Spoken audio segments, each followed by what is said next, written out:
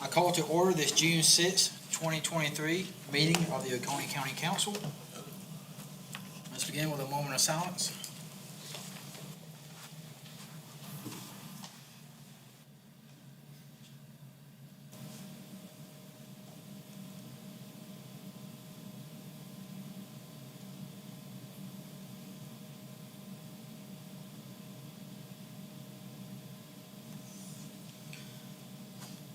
Mr. David Root, would you pray for us? Yes, sir. Pray with me if you'd like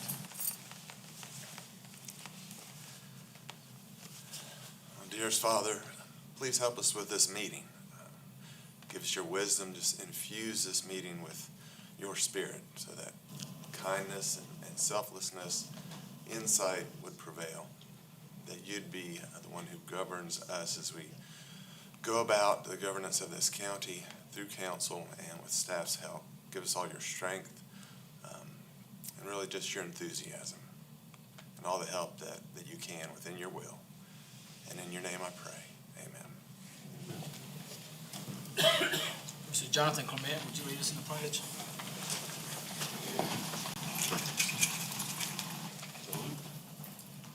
I pledge allegiance to the flag of the United States of America and to the republic for which it stands, one nation, under God, indivisible, with liberty and justice for all.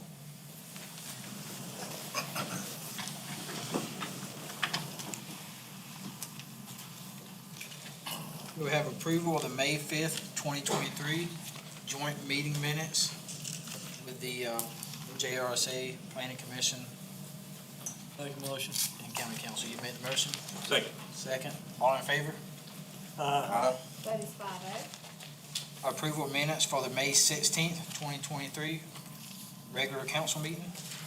Make a motion. Motion. Second. Second. All in favor? Aye. That is 5-0. Okay, County Attorney comments, Mr. David Root. Yes, Mr. Chairman, just one item, real briefly, just to help the citizens with kind of ascertaining our understanding the fee in lieu tax agreements or the incentive agreements that we put out. Oftentimes, the actual agreement is not included in the backup materials on first reading, sometimes not on second reading. As either the company wanted some of it to remain confidential, which is allowed by FOIA, Freedom of Information Act, or we're still kind of ironing out some of the fine details, but we have the material terms always settled before first reading, and they're usually someplace clear either in the ordinance or in this case like Project Ironman, where we don't have the fee in lieu tax agreement. In the backup, you'll see the material terms on the inducement resolution, which is Resolution 2023-08. Just wanted to give that heads up so you know at the first step what the plan is. That was all. Thank you, Mr. Root. County Administrator comments, Ms. Amanda Brock. Thank you, Mr. Chairman, members of council. I just have two matters, and this can be done in one fell swoop motion, and that is a motion to remove two executive session matters, one being Project Parallel and one being Project SHIP. Both matters will be placed on the June 23rd, 12:30 p.m. executive session at the council special meeting on June 23rd. So moved. Mr. Elliott. Second. Second. All in favor? That is 5-0. Thank you, sir. Nothing else, Ms. Brock? That will be all. Thank you. Next, we have a presentation from the Duke Energy Foundation Emergency Preparedness Grant. Mr. Trent Acker.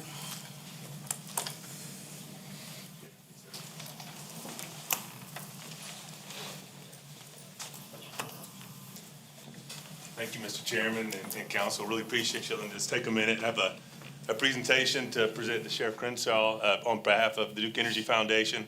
It's $20,000 to put towards emergency preparedness in our partnership here in Oconee County, and I believe this is going towards radios here with the sheriff's office. Yes, sir. We appreciate the support.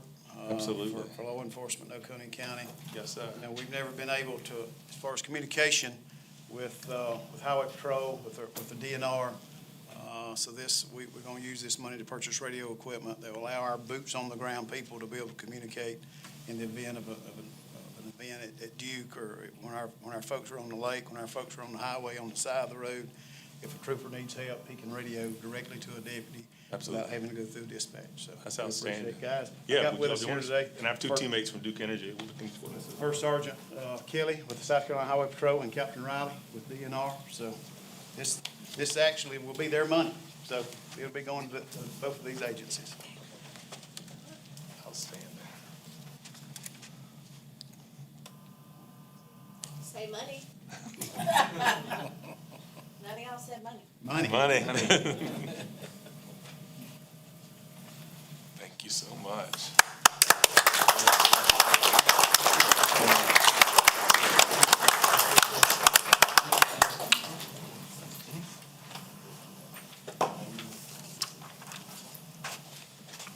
Thank you again, Mr. Chair. Sure, thank you.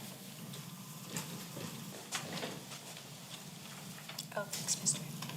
Are we ready? I almost forgot it. Thank you. Okay, next we have public comment session. There's a minor change. Instead of 4 minutes per the request of Mr. Mize, it's now 5 minutes. That aligns the county with the school district, who also has 5 minutes. You have 5 minutes to speak. When you get to 4 minutes, I'll hold up a 1 minute warning sign. Then when you reach 5 minutes, I'll hold up the red stop sign. As a matter of policy, council members refrain from communicating out and back during those sessions, but council members are free to acknowledge what's been communicated on the next session, which is council member comment. First we have Mr. Lewis Collins.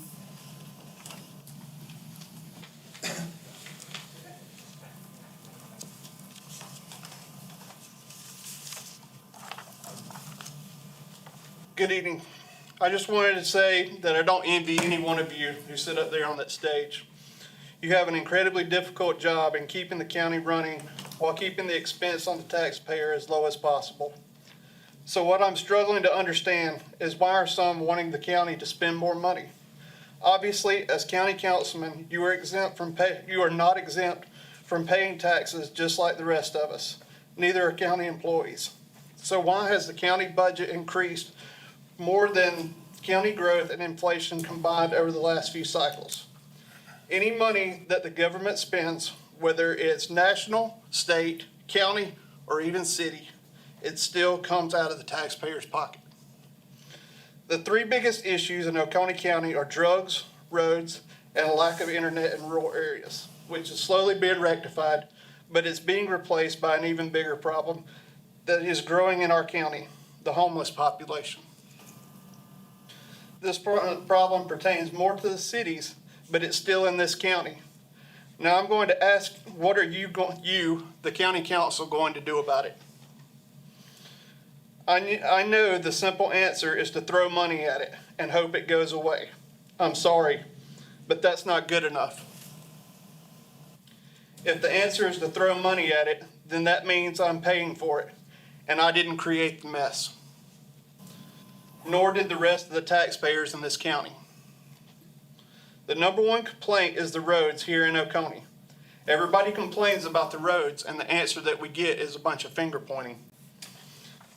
My vehicles, which I pay property taxes on to this county every year, do not care whether it's a county road or a state road. Why are our roads in such a disarray? We're talking about money, hard-earned tax dollars, being thrown around for whatever. When are the county taxpayers going to see a return on their investments? I challenge you, the county council, to fix the problems that we paid you to fix over the next year. Let's see if you can do it. I want to remind you that your job is not to spend money, it's to manage it. Thank you. Thank you, Mr. Lewis. Mr. Perry Smith.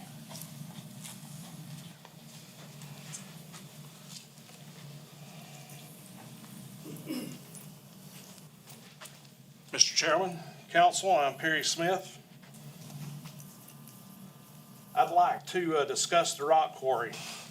I'm very pleased with how it's been made easier for the residents of the county. It was a very good idea to separate the residents hauling from the commercial hauling. Over the past year, I purchased around 800 tons of rock from a quarry. Many times I had to wait because the quarry has been down, and waiting on something as simple as rock can slow the process of building a house, and it hurts the individuals delivering the rock. Here lately, the quarry has been down more than normal. It was down today, as a matter of fact. This is a large money maker for our county, and we're fortunate to have it. I think there should be a case study done to see how much money the county has lost on breakdowns over the past year and why we do not have the spare parts needed for repair. I think since we have had such a large budget over the past several years, we would have already determined what spare parts we need and have them on hand. Many people in our county depend on this quarry for their income. Also, is it normal for a county supervisor employee to drive county-paid vehicles from home and to work? Not just any vehicle, but an F-150 Lariat. Why don't we buy F-150 Lariats for people to drive to and from work? I mean, that's a $65,000 vehicle. This money could have easily been spent on our law enforcement. As we all talk about law enforcement, we need more. I mean, this could have bought a new vehicle for law enforcement. It could have bought new safety vests. It could have bought new weapons for our officers. Some county employees drive all over the county working, such as codes and DHEC. Some of these folks should be able to drive from work into home because they can actually get 2 extra inspections in a day by doing that. But it's just my observation, seeing this individual driving a county truck from home and to work. I actually think it's a huge waste of taxpayer dollars. Thank you. Thank you, Mr. Smith. Mr. Jim Mann.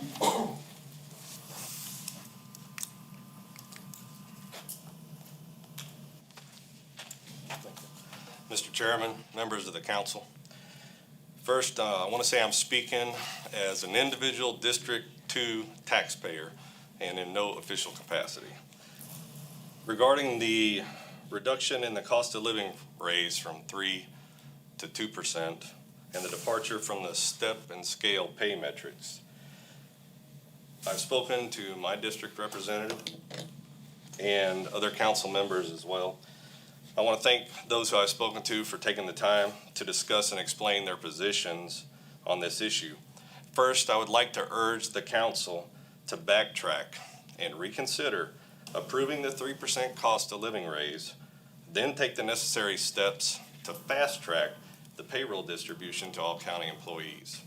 Secondly, concerning the step and scale pay metrics plan, it's likely that there are higher level positions where this approach needs to be reviewed, and I've discussed that with my district representative.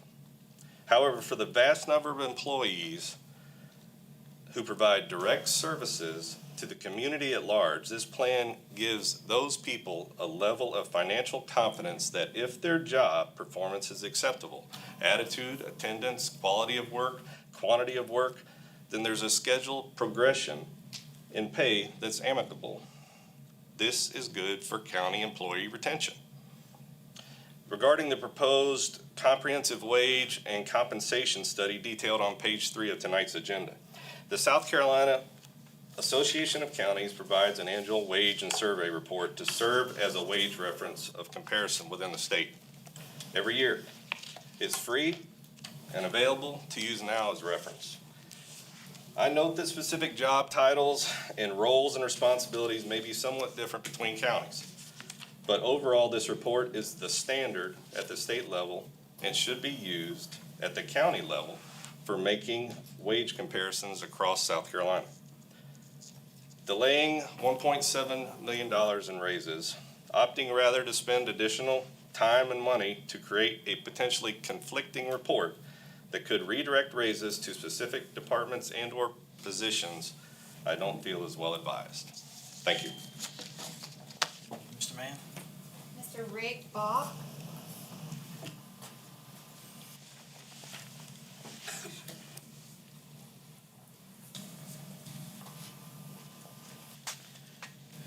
Good evening. My name is Rick Bach, and I want to thank you for this opportunity to address you all about next year's operating budget. I just want to remind everyone that you all are responsible to determine how to fund the needs, and I emphasize the word needs, of the citizens of Oconee County. Police, fire, safe drinking water, schools, education, roads, transportation, the collection of taxes. These are the sorts of needs that must be administered to. And you are the stewards of those funds. Anything, and I mean anything, that is not associated with the general safety of the citizens of Oconee must take a back seat.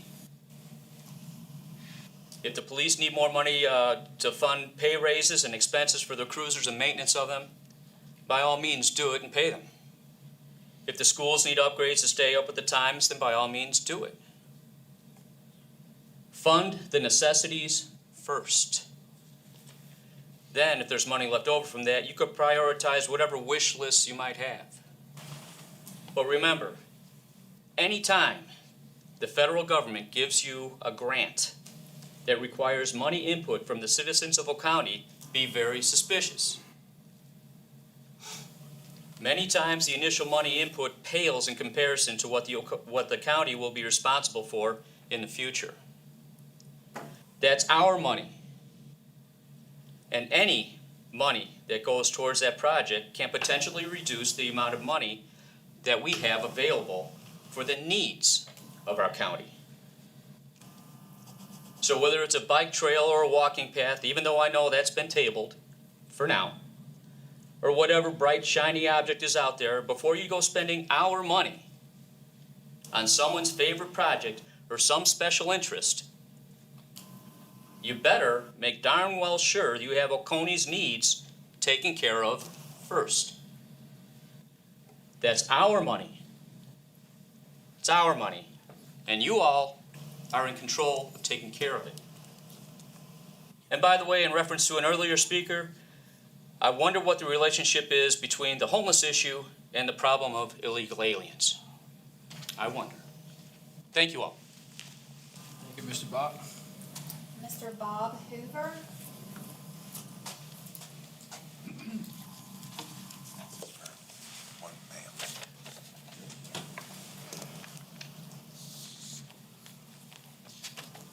Gentlemen, my name is Bob Hoover, and this is Janet Barwick, and we're speaking on behalf of the County Humane Society. Last week I sent an email to each of you with a copy of this brief summary of what the County Humane Society does for the county. And I know you're very busy, so if you haven't had time to review it, I understand. If you have and you have any questions, open to any questions that you may have. I was told by Sheriff Crenshaw tonight that the snack program is out of money as of now for this fiscal year. The snack program, for those that don't know, is the Spay-Neuter Assistance Coalition. It's the county subsidizing spay and neuter surgeries for low-income Oconee County families. It's a very popular program. It's been very successful for a number of years. It allows for people who provide proof of low income or fixed income to get spay and neuter surgeries done for between $10 and $30. They get a certificate for between $10, $20, or $30. And it allows them to enjoy having a pet, but still get those pets spayed and neutered. So as Sheriff Crenshaw let us know tonight, that program with last year's budget of $80,000 has run out of money for this year. The other thing we would like to reiterate that we've already spoke about up here is that we would like to have that increased for next year. It was, in the proposed budget, it was reduced from 80,000 to 75,000. It's pretty certain that we will expend all of that money in the next fiscal year, as we have in the last several. I'd like to thank you for the partnership that the county has had with Oconee Humane Society. It's been a very good partnership, and it's been very good for the county, and especially for our pets. And I'll leave you with just one thought. The new pet care clinic that Oconee opened in November with all private donations, they have done 1,000 spay and neuters since November. 1,000 spay and neuters. Just wanted to leave you with that thought. And thank you. Appreciate your time. Thank you, Mr. Hoover.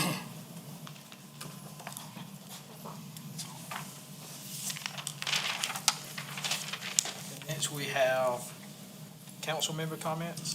Mr. Chairman, on the way to this meeting, I rode down to Fairplay, went down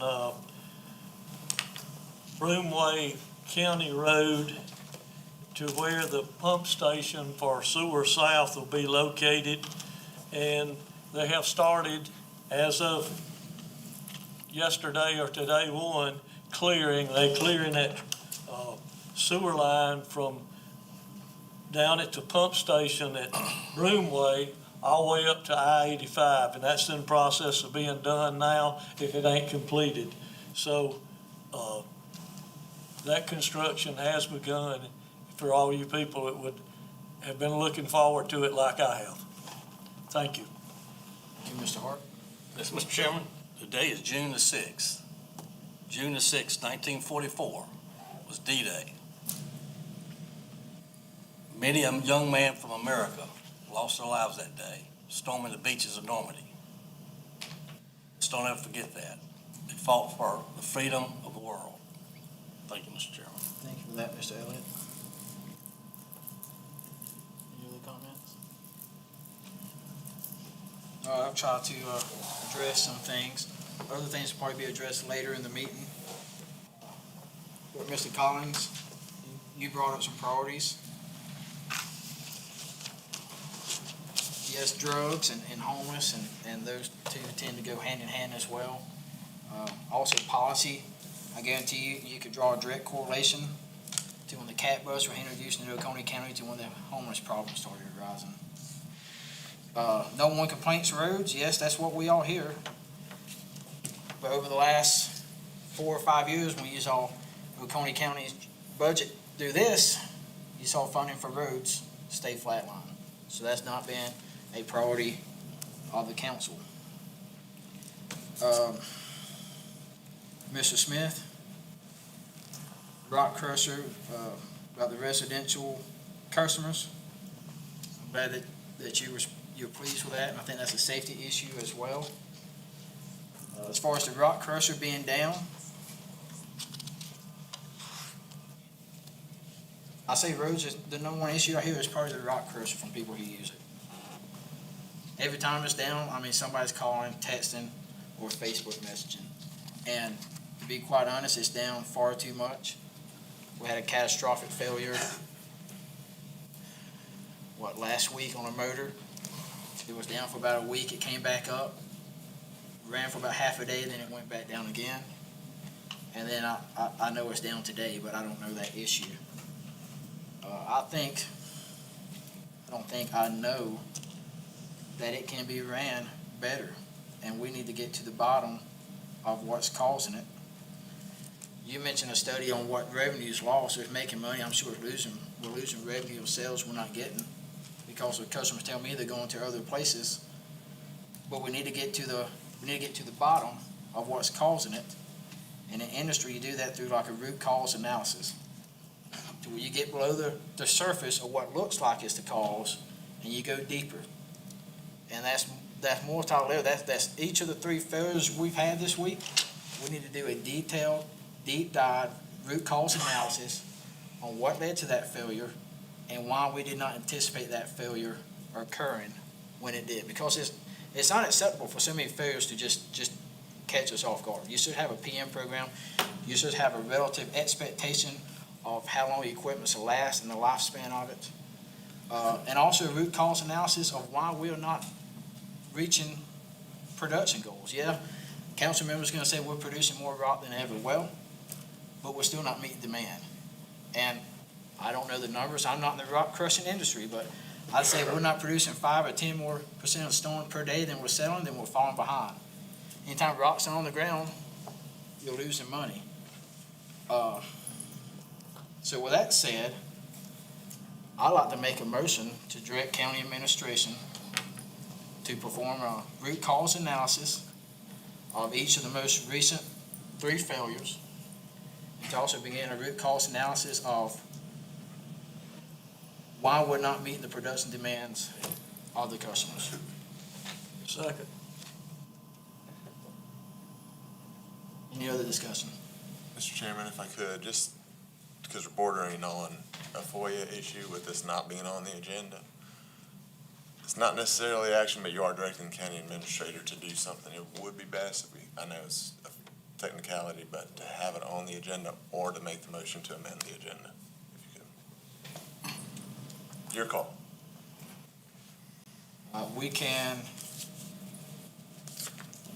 We'll put it on a future agenda.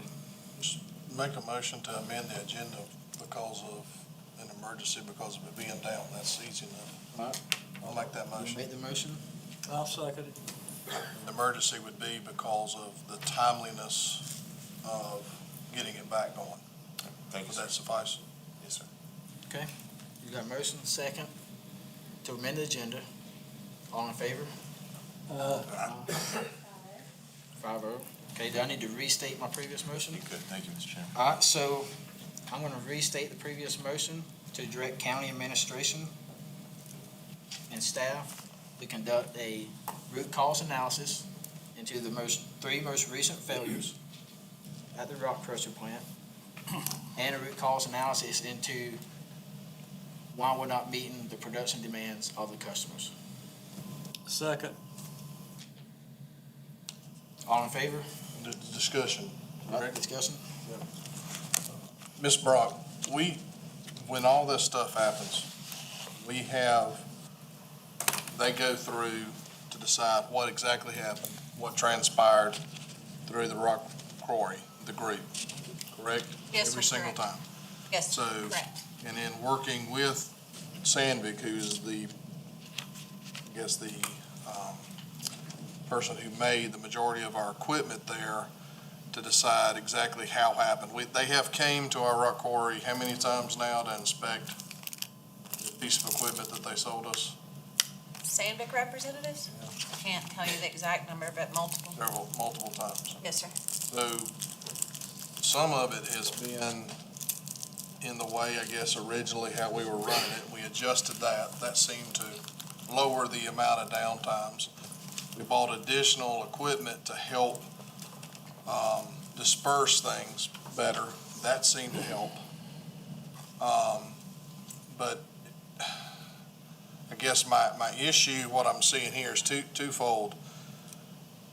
Is there enough people at the rock quarry working to operate it safely versus what I have seen at other rock quarries and studies since I've been on council before from other rock quarries, not just in South Carolina, but North Carolina, Georgia. Is that the issue, that we're unable to watch the equipment? And all this can be coming into there, but we've talked a lot about it, as well as looked at originally when we were sold this piece of equipment, because this piece of equipment was decided upon really before I got on council. We did purchase it while, I think it's my first year. But there was talk about having the other crusher running, but then we would have to apply for an additional license in order to operate 2 pieces of machinery. I believe that And there statement was is either a correct, but cost that to is that. no longer an option. Right. And that became no longer an option, which is why there's some people, I would just get 2 of them because we can pay for it. But that side of it's not an option. So I just kind of wanted to bring that up to look at what is an option, what's not an option. and I believe Mr. Hart had brought up, 2-3 years ago, we talked about the piece of equipment. And I believe at that time, Sandvik came in, did an inspection on it, and spoke a little bit about what we could do better. And I believe there was something that, I don't know if they gave it, I don't remember purchasing it to help an issue that we had because our granite was too hard. We didn't have an issue with the sandy stone, but when we started getting in some of the real deep blue granite, it started causing an issue like that. But I think that motion came in and Sandvik came in after that. You remember 2 years, 3 years ago, something like that? I remember us having problems, but I don't remember how we did anything to solve them. So, I mean, we're selling more than we ever had. Do I ever think we're ever going to keep up with all demand? Not in this economy, but I think there's something that we can do better. But I don't want to make it seem like we're coming down on anybody that we're employed working there. We need to look at, are we staffing it properly? Are we stretching it so thin that we can't watch certain things going on with a piece of equipment? So belt failures, if I may, Mr. Chairman, you made a statement about the PM, preventive maintenance. And I don't know if you remember, and I don't know the exact date, but Corey staff did ask if we could close once a month or so to conduct PM. The rock quarry operates 6 days a week. The staff there is entitled, 1, to take their vacation and sick time. 2, it's a very, very demanding environment. And we've done everything, Mr. Smith, I appreciate you saying that, safety is the #1 goal. So we can't expect us to run 100% at all times without having an option for scheduled PM, because otherwise we're going to, and like today's failure, just for the record information, was a belt. Belts break. They're belts that run on the system. I believe all of you have been to the quarry. Happy to take that tour. Can we do better? Absolutely.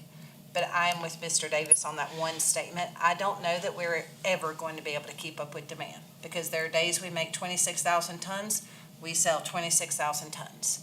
Now, we could close earlier to allow us to continue running, to build product inventory on the ground for the next day. There are some options there, and I'm happy to review and bring all of those back.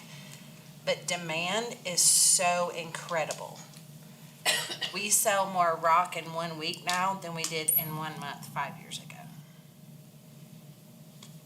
Mr. Chairman. Additionally to that, there may be some consideration, and I'll place this matter on an agenda for discussion. We mine land. We have a 30-year plan. By mining more and more land, we're going to need a better land plan. So we need to look at the comprehensibility of it. Mr. Chairman, what Ms. Brock said, I believe, Ms. Brock, the recommendation from the rock quarry was to close on every Friday for maintenance day.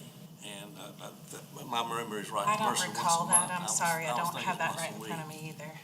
But council didn't approve that, but I was thinking it was once, maybe it was once a month, but my recollection is once a week. I can find that information if it's relevant or pertinent. I just wanted to state that there was a request for the quarry staff, because you can't really do inspections on the plant while it's running, because it's running. And the plant, originally we had some issues with the functioning and the mechanism of the plant itself, the Sandvik plant. Those have all dissipated. It truly is maintenance. And the electrical issue that we had last week, we did think it was going to take just a little longer to get that repaired, but we did have it repaired the very next day on that one. In order to shut down, you have to be able to produce more when you're open than you're selling. And I understand that, and I don't know the issue. That's what a root cause to dive into. Do we need a different shift? Do we need a maintenance shift? Do we need different hours of operation? I'm not going to solve that here, but that's what a root cause analysis is going to dive into and find where the solution is.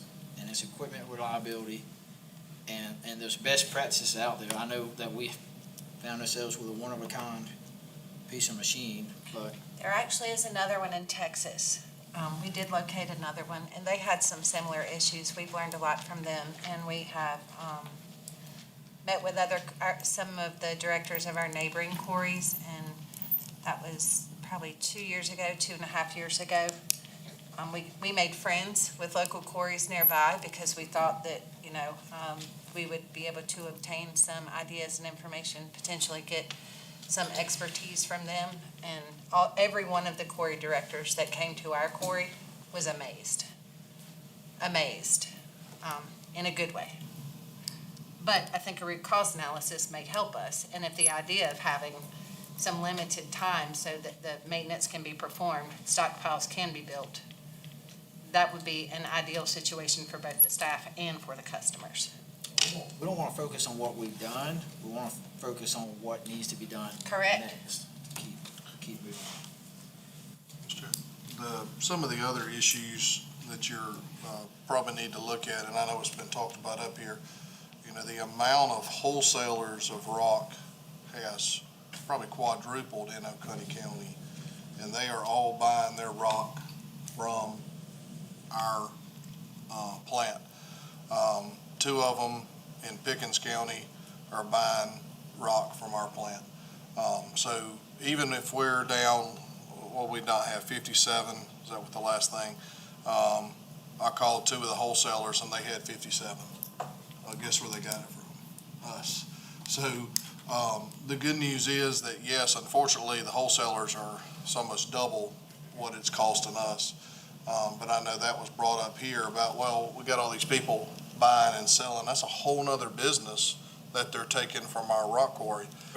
But they also spend money and help from the tax side of things. So it's something to consider, the amount of wholesalers that's increasing, because they're dragging a lot of rock out of there as well.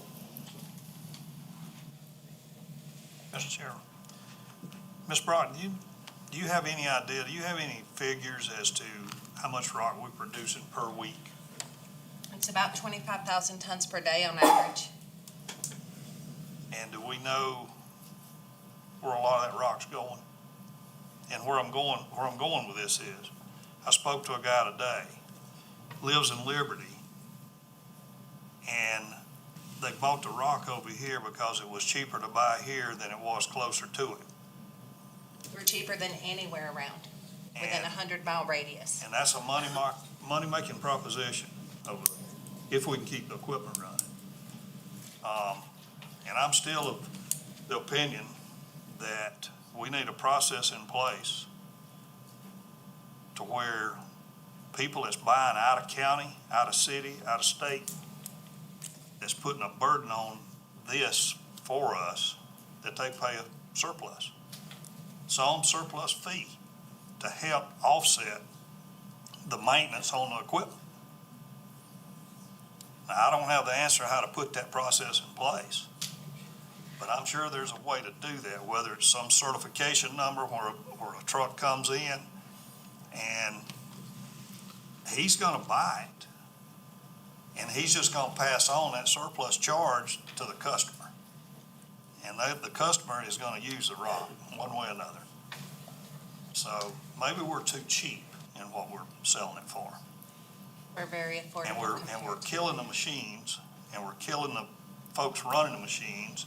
We're running it to death, and we're not taking time to do the PMs as needed on it. I know this. I came from Duke, Matt's at Duke. We have PM programs at Duke, and we shut Oconee units down once every 2 years to do nothing. They're down for 25 days to do nothing but maintenance. So Julian brought up about maybe, or it might have been John brought up about maybe shutting down for 1 day. You do your PMs, lubes, whatever you got to do to replace parts. That's something that root cause will bring out. But, and that's basically what I think we need to go. All in favor? Vote is 5-0. I'm going to continue on trying to answer comments.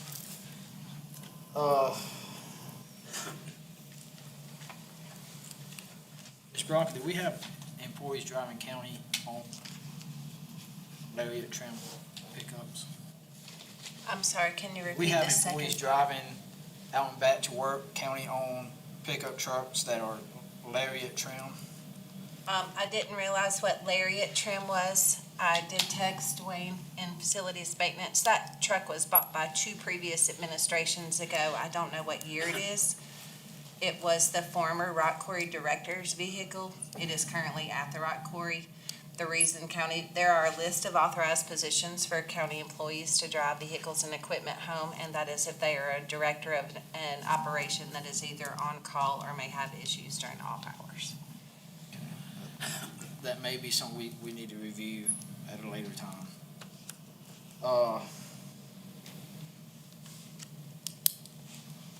Mr. Mann, as far as the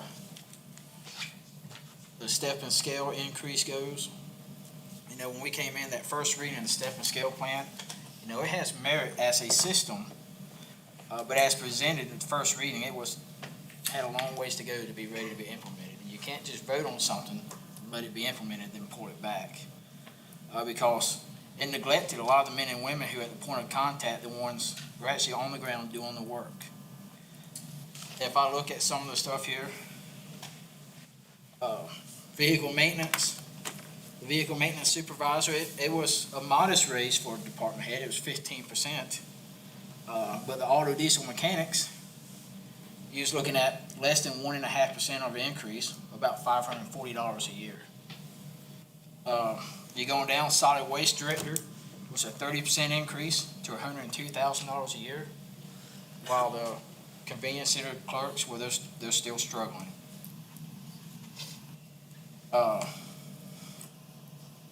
Planning department, procurement director, a 20% increase, while a buyer had a 1% increase, and assistant procurement director, 2%.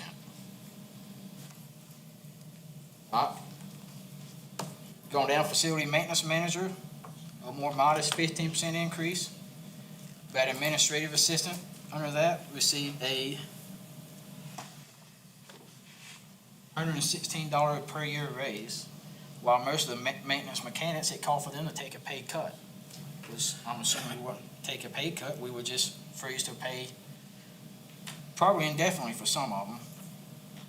Finance department was pretty sizable for the employees, about a 10% raise. Finance director, a 25% raise to $109,000 per year. If you go on, PRT director, a $20,000 raise to $109,000, but a park ranger, $157. IT director, a 21% raise to $105,000, but it called for most of the people underneath him, all but one, substantially less pay. Now again, I don't believe the council would cut their pay, but you're talking about $20,000 pay cuts for some, so they would not probably see a raise for the rest of their time working for the county. Sheriff's Department, the road deputies, they came out better than most, rightfully so, $4,000 or $5,000. But the chief deputy, we implemented as it was called for, first reading. The chief deputy would have went from about $80,000 to $135,000, and there's other discrepancies in leadership. So see, when we pass something, we have to make sure it's done right. And Mr. Elliott and Mr. Davis, honestly, question if you actually put the work into it and studying, you know what it did. I don't know if you actually did read it. I mean, maybe y'all's goal is to Nancy Pelosi it and pass it and figure out what it is after it's done, but I'm not going to do that. I'm going to make sure it's right because the employees deserve that and the taxpayers deserve that. And so that's what the intent is, to make sure that though the system has merit, it works at where it needs to be. And now county staff and administration, they're working hard to get it to where it needs to be, and I appreciate that work. But I'm not just going to pass something or vote yay on something just to go along with it, especially when it's going to hurt the county, hurt employees who actually do the work long term. So.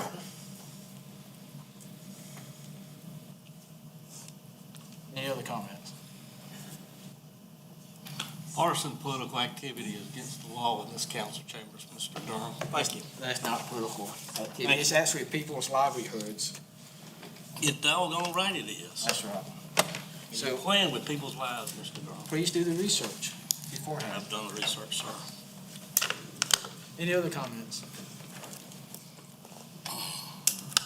All right, hearing none. We move on to public hearing for the following ordinances.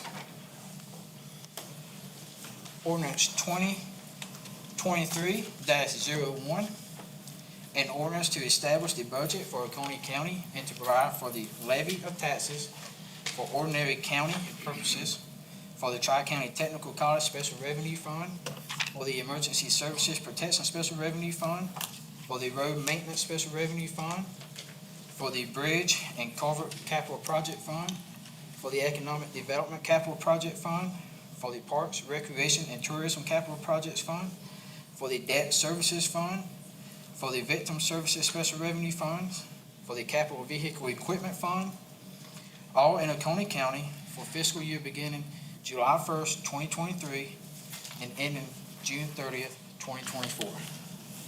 And just a reminder, public comment, you have unlimited time to speak. Council members will refrain from commenting back with you, but they can address you when that agenda item comes up. We have two speakers. The first is Tony Adams.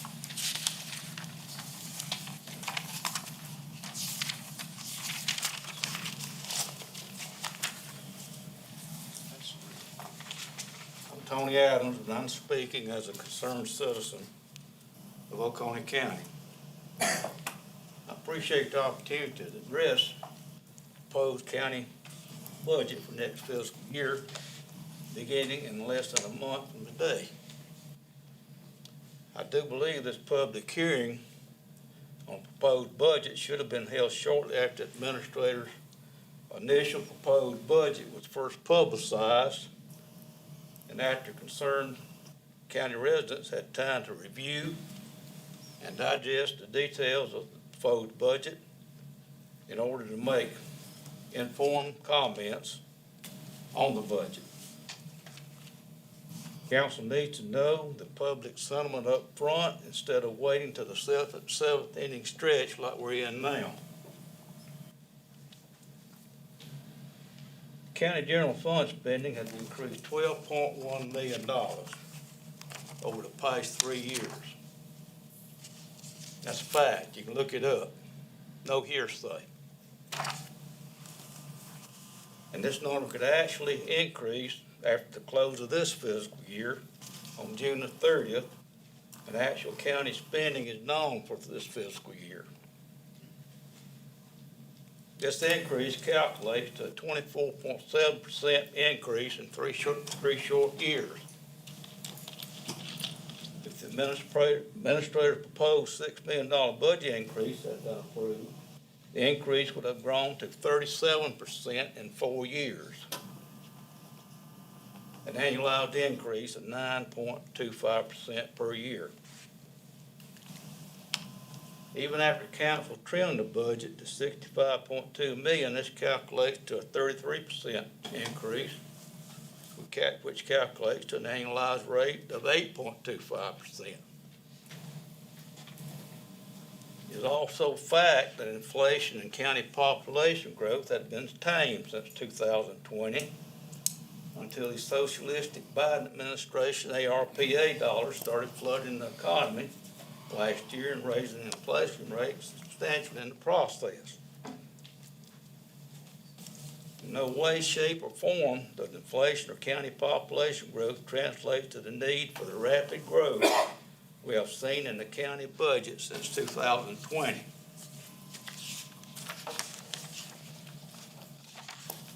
As we know, the growth in county spending has transpired since 2019 when the county council majority changed.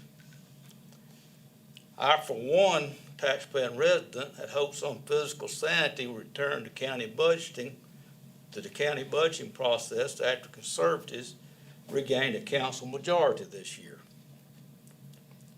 The administrator actually proposed a new budget with a $6.1 million increase, which was larger than any of her requests since 2019. This made no sense to me. I remember well the morning several months ago when I picked up my morning newspaper and read the details of the administrator's proposed budget. I remember asking myself just what in the devil was going on. My wife scolding me again for some salty language. After I had time to think about it and digest the proposed budget and put it in perspective of Oconee County proprietary politics, I started forming my personal opinion on the budget. $4.4 million of the proposed $6.1 million increase was two large items. First, $2.3 million that the three sister cities were requesting for annual recurring expenses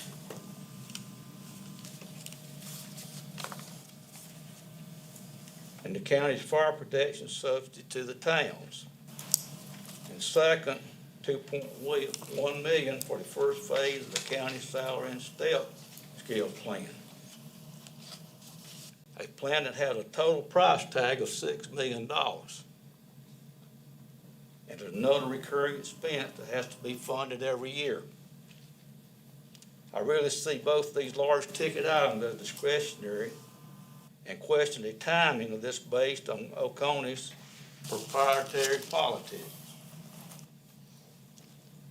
The only real fixed expense I saw in the proposed budget increase was for 9 new jobs to staff the new Bandland Fire Station.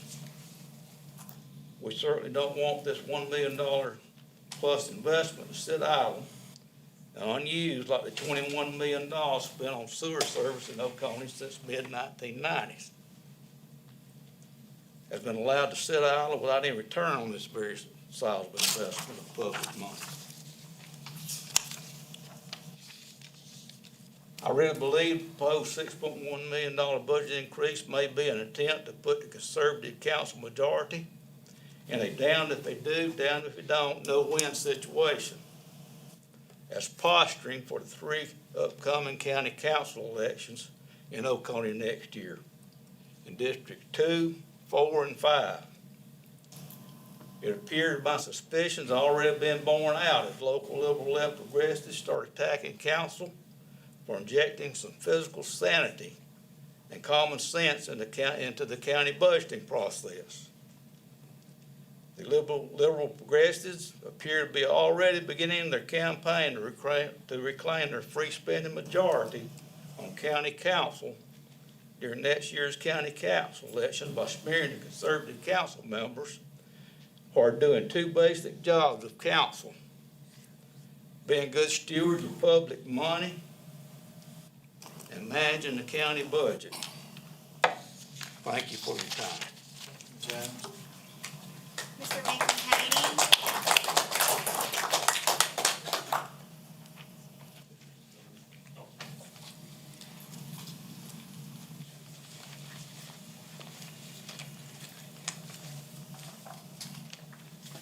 Haney. My name's Mickey Haney. I'm coming to you as a taxpayer of Oconee County and a resident of the Salem area. We have a great opportunity here in Oconee County. We're one of the few counties that have more money than what we know what to do with.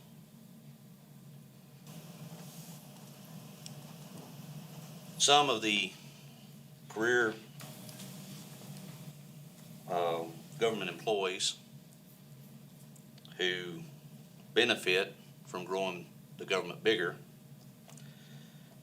tends to want to use that money to do that, to grow the government, along with the career politicians. Instead of paying it back to the citizens.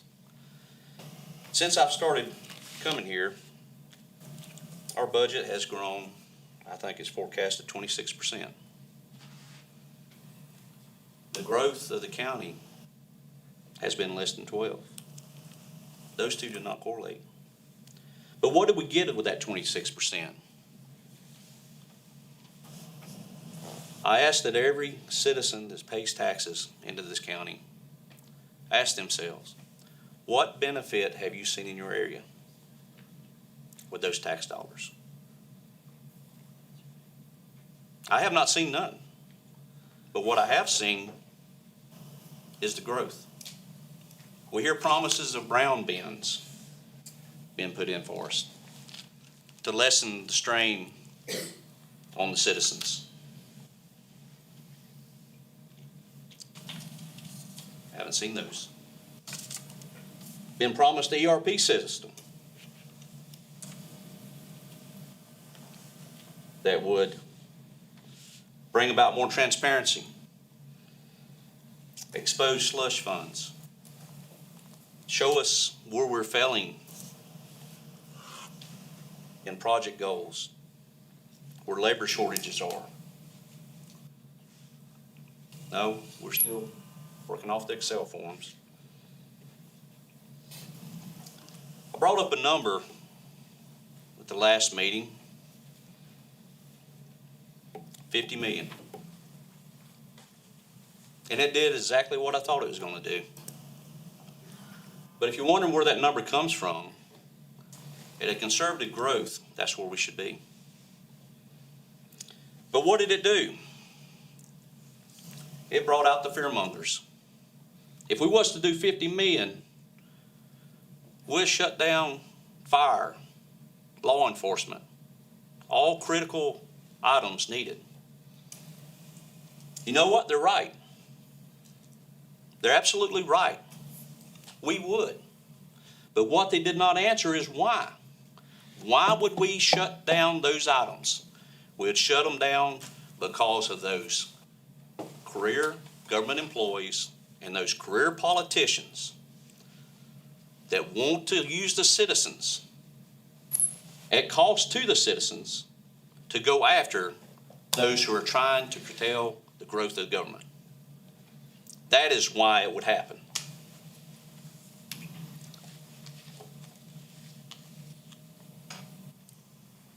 The other thing is, we take the easy route. We've known we've had underpaid employees for quite some time now. What do? We throw a 6% across the board at them. I think that's what it was last year. So that instead of being conservative and reviewing and saying, okay, if I do a 6% across the board, that means this person that's already been overpaid is going to continue to increase in salary, and the person that's underpaid is never going to catch up. Well, we should have took those additional funds and pushed them down to the underpaid employee. But we choose to take the easy way out because there's less controversy. I agree with you, Mr. Durham. There needs to be a salary study. There needs to be a scope for every job. And those scope sheets should reflect their pay. I appreciate what you're doing and the rest of y'all who vote to protect the taxpayers, to protect the underpaid employees, and to grow government at a rate that does not help itself, but enhances the life of the citizens. You know, it blows my mind a few meetings ago when we just keep doing change orders and change orders. I cannot comprehend a business that would be ran that way, where there would not be any repercussions. I'm glad to see that y'all are starting to implement root cause analysis.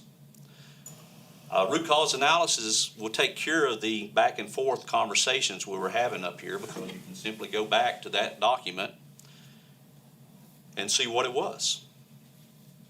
And it's there. I'd also ask that you implement project scopes on any upcoming projects. There should be no excuse for the change orders that we've seen. And I'm also going to talk about the rock quarry. I hate that we missed the opportunity to get the old quarry up and running. With the I-85 corridor opening, with us not being able to sell more rock when we need to, we're losing money. It's a shame that we allowed that to slip through. And it's my understanding the purchase of that machine was exactly not what we should have purchased. I think we ended up requiring a loader to load it instead of it because the hopper was a smaller size. I also asked, as we've seen with the cabinet shop and some other projects, when they do not materialize, that those funds do not go into the rainy day fund. I don't know if that can be done. I do not know the ins and outs of the government up here. But once they go in there, they're able to be written off of. You know, I would sit up here and talk about the budget. I would go in detail on it. But as I found out last year, the expenses are only a guess, an estimate, and not actuals. So I must ask y'all, how are y'all going to pass a budget when the information you're given is not actuals? I know you can't have them yet. They haven't come out yet. But that's something y'all need to work through. But we do have an opportunity, and this opportunity can either greatly benefit the citizens of Oconee County, or it can greatly benefit government. And the problem with it benefiting the government is these tricks that we play at a local level are no different than the ones at the federal level. The weaponizing of the FBI, the IRS, these are the same tricks that these career politicians and career government employees that benefit at the growth of government play. Do not be deceived by them, for those who listen to this. Pay attention to those who lie to you, who claim there will not be any tax increase, but yet there is. 5 times. 2 face-to-face personally. 3 as I stand here. Be leery of those who will take on grant projects at all cost.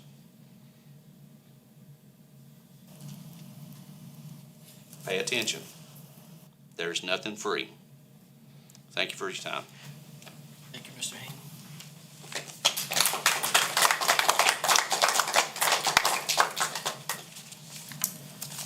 Okay, there's no more commenters, so I close public hearing on ordinance 2023-01. Next is public hearing on ordinance 2023-02, an ordinance to establish the budget for the school district of Oconee County, to provide for the levy of taxes for the operations of the school district of Oconee County for the fiscal year beginning July 1, 2023, and ending June 30th, 2024. We have no speakers. I'll close public hearing for ordinance 2023-02. Up next is public hearing for ordinance 2023-03, an ordinance provide for the levy of taxes for the Kiwi Fire Special Tax District and to establish the budget for the Kiwi Fire Special Tax District for the fiscal year beginning July 1, 2023 and ending June 30th, 2024. I have no speakers. I close public hearing on ordinance 2023-03. All right, ordinance 2020, public hearing for ordinance 2023-09, an ordinance amending section 32-222 of the Oconee County Code of Ordinances so that applicants for subdivisions that are designed to access state roads shall submit to and receive preliminary conditional approval from the South Carolina Department of Transportation prior to receiving final approval from the Oconee County Planning Department and other matters related thereto. No speakers. We have no speakers. I close public hearing of ordinance 2023-09. We have public hearing on ordinance 2023-10, and ordinance amending Article 4 of Chapter 2 of the Oconee County Code of Ordinances by dissolving the Arts and Historical Commission and other matters related thereto. No speakers. We have no speakers. I close ordinance 2023-10. We have ordinance, public hearing for ordinance 2023-11, an ordinance authorizing the execution and delivery of an addendum to the lease agreement between Oconee County as lessor and Foothills Farmstead as leasee in order to add additional property to the leased premises and other matters related thereto. No speakers. Have no speakers. I close ordinance, close public hearing for ordinance 2023-11. Okay, now we have third reading of the following ordinance. The first ordinance is ordinance 2023-03. That's the ordinance establishing the budget for Oconee County. I previously read it. It's also on your screen. It's zero. Sorry. 1. What did I say? 03. I'm sorry. I'll make that correction. Next is third reading for ordinance 2023-01. That's the ordinance establishing the budget for Oconee County. Do I have a motion? Motion. Have a second? I'll make the second. Any discussions? Yes, sir, Mr. Chairman. My first motion would be to amend the budget to add an additional $25,000 for the Humane Society for the Spay and Neuter Program. That would put their current up to $100,000. Right now, it's currently at $75,000. My purpose, and that would take a rise in the budget of $65,256, or 65. Hang on one second. The final number's 31, so 65 million to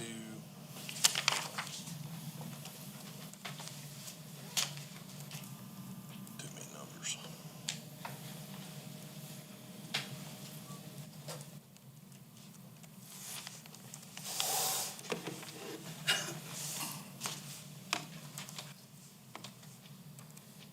What was that final number? 65.2?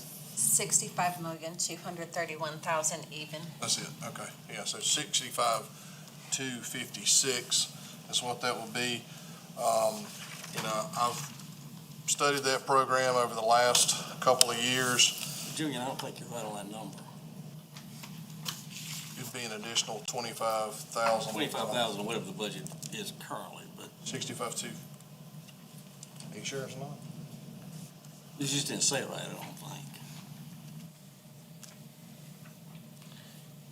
If I may, sir, Yes, the please. correct number would be $65,256,000. Yeah. I just didn't say thousand, sorry. I think Appreciate you that. said 65, Mr. Davis. Making sure you were on your feet over there. So that would be an additional 25,000 to them.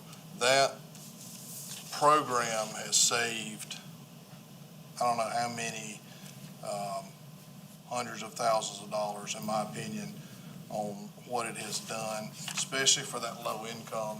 And a lot of the issues that we've had has been surrounding low-income families. So I know for a fact several that have obviously wanted pets, have utilized that program, and that has saved us long-term. So that is the motion to make that amendment. Second. Motion and second. We have any further discussion?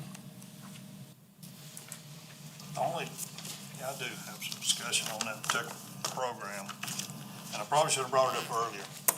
When you look at that snack program, for low-income families, how many repeat customers do we have? on this. I mean, Are you asking me? yes, ma'am. We Mr. do Chairman, have a good many if they, reviews. I'd make a motion to have them. Sorry. If Have a he's gonna motion. ask questions, that way it gets out of the night. I'll second it. All in favor of allowing them to come forward? Can you please come to the podium is what he's asking. Thank you, ma'am. I'm sorry, I don't have those figures, but I know that we do have repeat customers. There's no limit to the amount of pets anyone can own in this county. And what we're trying to do is to keep the population as low as we can. And I appreciate that. And that was my next question is if you've got repeat customers, I'll call them, are there any limitations? I mean, if they've got 100 cats, do you still honor that? Okay, I don't think that's happened. I understand what you're saying, and for the most part. I'm exaggerating it, but I know. If you have 10 cats, yes, we will honor that. Most of what's happening now, what we're trying to do is work with the feral cats or the community cats. When we get those animals spayed and neutered, they're not reproducing, and that's the ultimate goal. I mean, it takes a long time for this to work out, but yes, we do have a lot of repeats. I was just curious about the limitations. I mean, some folks will take advantage. Yes. This is a free program, basically. Basically, it's Yeah. It's a between, free yes, program, so. it is. Folks, by nature, are gonna take advantage of freebies. So, if we're gonna do this, I think it need to be some limitations on repeat customers to some degree. So you would rather that their animals not be spayed or neutered? Well, you need to limit them in some fashion where they get 10 a year or whatever. Let me address that. I understand where you're coming from, and you don't want to have somebody take too much advantage of the program, but the the greater problem is not one individual taking too much advantage of it. The greater problem is the reproduction of the unwanted pets.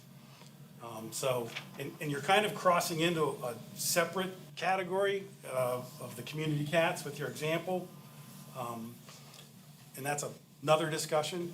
We would love to sit down and have that discussion with you. But the greater concern is not that somebody's gonna take advantage, because in practice, I don't believe we really see that much abuse. The County Humane Society administrates this program. So in order to get these certificates, you have to come to the Humane Society, you have to fill out an application. The Humane Society approves it or doesn't approve it. But you maintain the records. Yeah, we maintain Yeah, we do records. have records. It's also an opportunity for us to do community education. When those folks are in there, we're asking them about their other pets. You know, are your other pets spayed and neutered? No, well, you know, we get to open the door to have that discussion. But the greater concern is not so much somebody any one individual taking advantage of that. The greater concern is what can we do to get all the unwanted pets spayed and neutered, or the wanted pets spayed and neutered, because they will have unwanted pets very quickly. So that's a much bigger problem than what you're getting at, but I understand where you're coming from on that. And the only reason I bring it up, Mr. Davis is wanting to add $25,000 to it.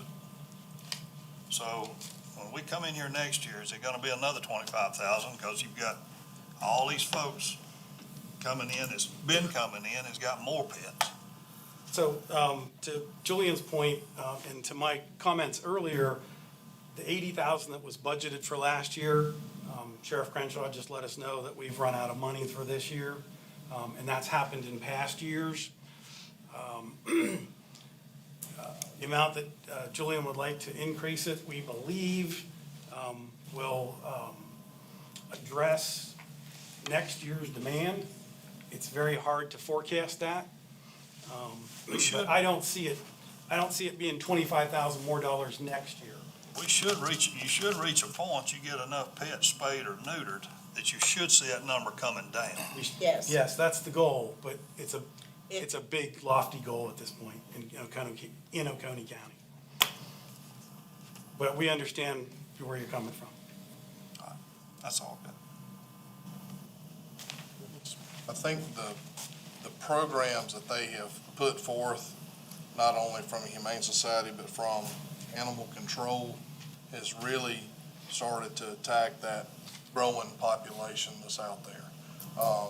So, I mean, dollar figure wise, to me, what you're spending, you're getting back tenfold in the animal not being able to reproduce, because that's what I have seen over the years and stuff like that. Can y'all be quiet in the audience, because it comes all the way up here? If y'all need to speak, y'all can walk right out there. Thank you. But what I have seen, especially with a lot of those pets, is multiple pets. And all of a sudden you got 4 dogs in the house when they really only wanted 2 dogs. So with this program, it has really helped. And it's not just from the Humane Society. Pretty much every veterinarian out there has appreciated what the program has done to help, in my opinion, make the health population better for pet health in Oconee County. So I'm not against the program. Oh, I know you're not. No, I know. I'm just saying I think there needs to be some control. Yeah, and I think you can. I mean, honestly, probably. Possibility is a better term. Yeah, I think what you're bringing up can be easily addressed. And I mean, I highly doubt somebody's coming up there and picking up coupons. I mean, these are, from what I know about the individuals that have done the program, it is really the only way that was ever going to happen. And especially those individuals wanting 1 dog, or they're adopting dogs, it's also helped with that cost of adopting a dog from somebody that had pets and stuff like that. So If I could address something Julian said, the cost of this program is shared also by the vets in the county. So whenever we sell a snack certificate for $10, $20, or $30, the vets are also agreeing to a very greatly reduced surgery price over what they would charge an individual customer. So they are sharing part of the burden. So this is a partnership between the Oconee County Humane Society, the county itself, and the vets that participate in the program. So I don't know if that gives you any more comfort that they are also helping share that cost burden. I fully understand that. I just want to make sure that it's not being abused. We understand. If the taxpayer, these folks out here, the taxpayer are putting the money up, I want to make, and this is a small portion of the budget. I mean, I just want to make sure it's not being abused from frequent flyers. That's all I got, Mr. Chairman. Any other comments on the amendment? All in favor?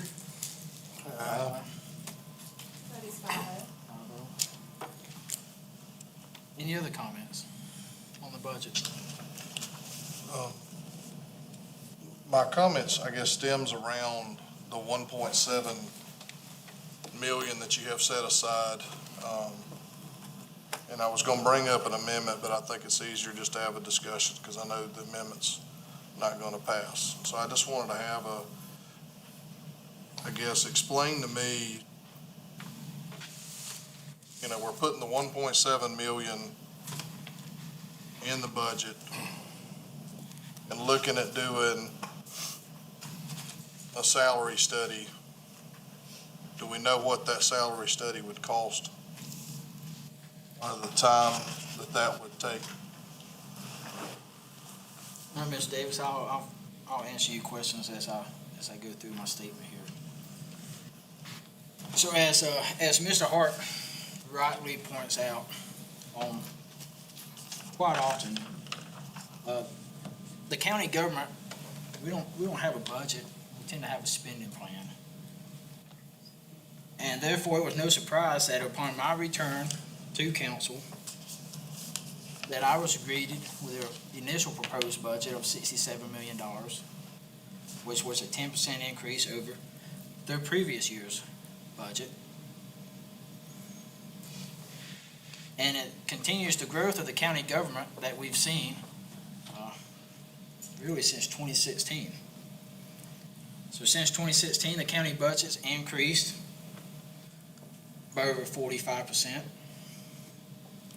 while inflation and actual county growth have only reached approximately 20%. So this disparity, it demonstrates the need for restraint and accountability in our financial decisions so that we don't burden the hardworking taxpayers with excessive and unnecessary spending.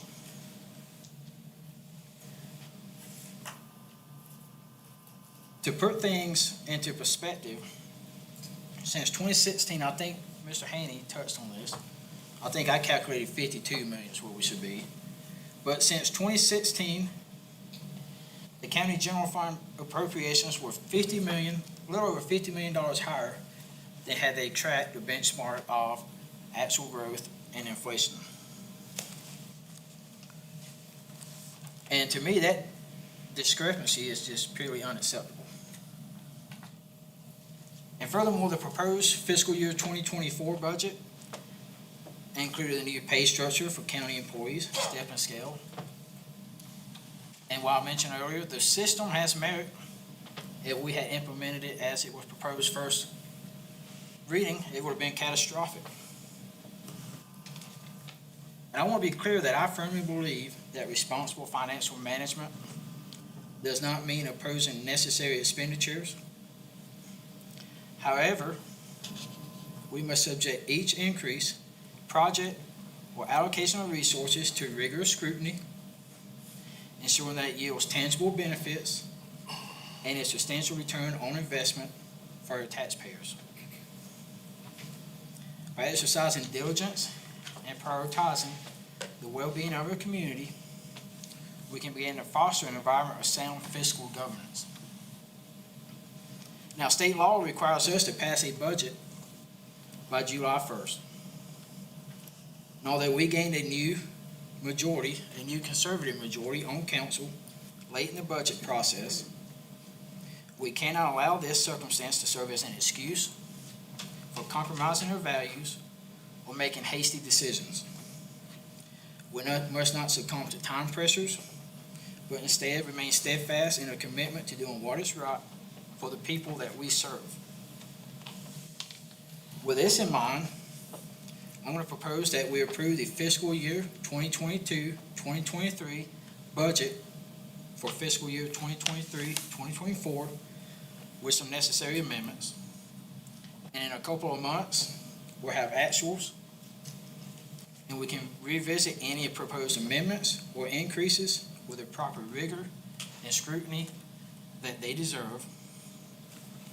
And what that will look like is for the county administration and staff to present the proposed increases to the council with a full scope of what the funds will cover, what the expected return on investment will be for the citizens, and how long until the citizens will see the return, and how will that return be measured. This approach gives us the necessary flexibility to make further amendments to the budget if the county administration and staff demonstrates a genuine need. We'll also allow more time for the development of a pay scale that truly aligns with the needs of the hardworking men and women of this county. And with that said, I'm going to make a motion to adopt the fiscal year 2022-2023 budget for fiscal year 2023-2024 with the following amendments. A 3% COLA increase for all county employees, including elected officials, minus the county council. The $1,012,448 is to be distributed to each department's general ledger code, minus the $356,765 in salary savings of vacant positions identified by the county administrator during budget preparations. $1,400,000 to be added to fire and emergency services for county fire medical contributions for a total expenditure total of $3,958,074, and the department total of $6,948,614. $20,000 to be added to a professional line item for the Community Cats Program under the Animal Control budget. I'm also going to make the motion to add an additional $25,000 to the other Humane Society Fund for expenditure total of $312,500 and for a department total of $758,941. Total public safety budget, $26,824,328. To amend the airport budget by subtracting the $384,056 line item for matching grant for an expenditure total of $1,383,650 and the department total of $1,708,593. Total transportation budget, $4,753,836. To adopt the county administrator's recommended fiscal year 2023-2024 delinquent tax collector budget of $401,439. To adopt the county administrator's recommended fiscal year 2023-24 human resources budget of $352,799. To adopt the county administrator's recommended fiscal year 2023-24 budget for one-time capital of $592,250. To adopt the county administrator's recommended fiscal year 2023-2024 culture and recreation budget of $3,930,800. To adopt the county administrator's recommended fiscal year 2023-24 health and welfare budget of $958,331. To adopt the county administrator's recommended fiscal year 2023-24 non-departmental budget of $1,900,000. To adopt the county administrator's recommended fiscal year 2023-24 other financial uses budget of $85,000. And with the above amendments, the budget total is $60,766,345. I make the motion. Do I have a second? Second. Motion second. But Mr. Durham, this is third reading of the budget for Oconee County. If we pass this, it means the public does not have any comment. We had a public hearing on a budget that you're now proposing won't exist. I'm not sure we're treating the public right. And Mr. Root, I look at you, I mean, to me, this is a problem. Mr. Chairman, if I may. Yes, sir. I do have concerns with material change to the budget. It almost turns it into a different ordinance, which of course would require 3 readings. If we can move past the notion that it's a different ordinance, but it's just such a material change. Of course, the council members haven't, I don't know if all council members have not had a chance to prepare. We've had 2 public hearings on the current budget at the stated amount, so the public hasn't had a chance to prepare. So it casts the pale, at least in my mind, on what involvement the public's been allowed to have and deliberations that council's been allowed to have on this particular budget. It's a concern. Doesn't mean it's negatory or for naught if you pass this. I don't know, but I guess someone will challenge it and we can find out. Mr. Chairman. My comment to that is, we've had public hearing, the public spoke, and we're responding to the public comments. Yes, sir, Mr. Davis. Do you have that printed out for all council to look at? If you want to take a 5-minute recess, we can print it. Mr. Durham. Mr. Hart, do you have it printed out, what the amendments were? I wasn't sitting here, right? Mr. Mize, do you have a printout of what the I don't amendments have were? a copy in front of me now. Mr. Durham, I mean, back to what you just said. The public hasn't had a chance to have a public hearing on what you're proposing. There may be different people coming in about you cutting the budget by $5 million. I don't think this is right. This is not right for the public. I don't think we'd get no pushback from the public, Well, so. You might. Not You on might a get some reduction. from employees in Oconee County that are Not getting on a screwed. $5 million reduction of the budget, I don't think. The county's operating right now on a $60 million budget. It's gonna operate up until June 30th on a $60 million budget. If we pass it, July 1st, it goes in effect. What's one day? How do you know what budget we're passing. He just read it out. What was the fourth thing Can he you, read? can you quote everything he just said? Quote I me can't what quote it, amendments. but I see a $5 million reduction in budget. Well, what if I propose a $10 million reduction in budget? Will you pass that? Get every one of these folks stand up and applaud you. I have a motion. I don't need that applause. I have a motion and a second. Mr. Chairman, if I may, Yes. there's an error in one of your calculations. The $340,000 grant match is not included in current year budget, and therefore that amount would not be reduced. It was in fiscal year 23-24 budget book The that I had in my amended hand. budget, that was not the original adopted budget. Okay, I just need a clarification there. the I budget feel we're like I kept operating up. under, the motion is for the budget we're currently The amended operating on. budget, okay. The amended budget, the Okay. budget we're operating under. So you read all your amendments out. We have no idea what they are. Besides, I guess I can go back and go through all of this stuff.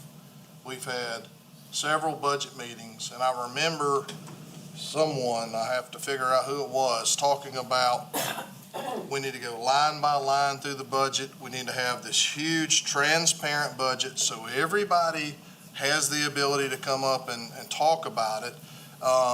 And we go through all this stuff. We have the least amount of budget meetings. You've been back for the entire budget process.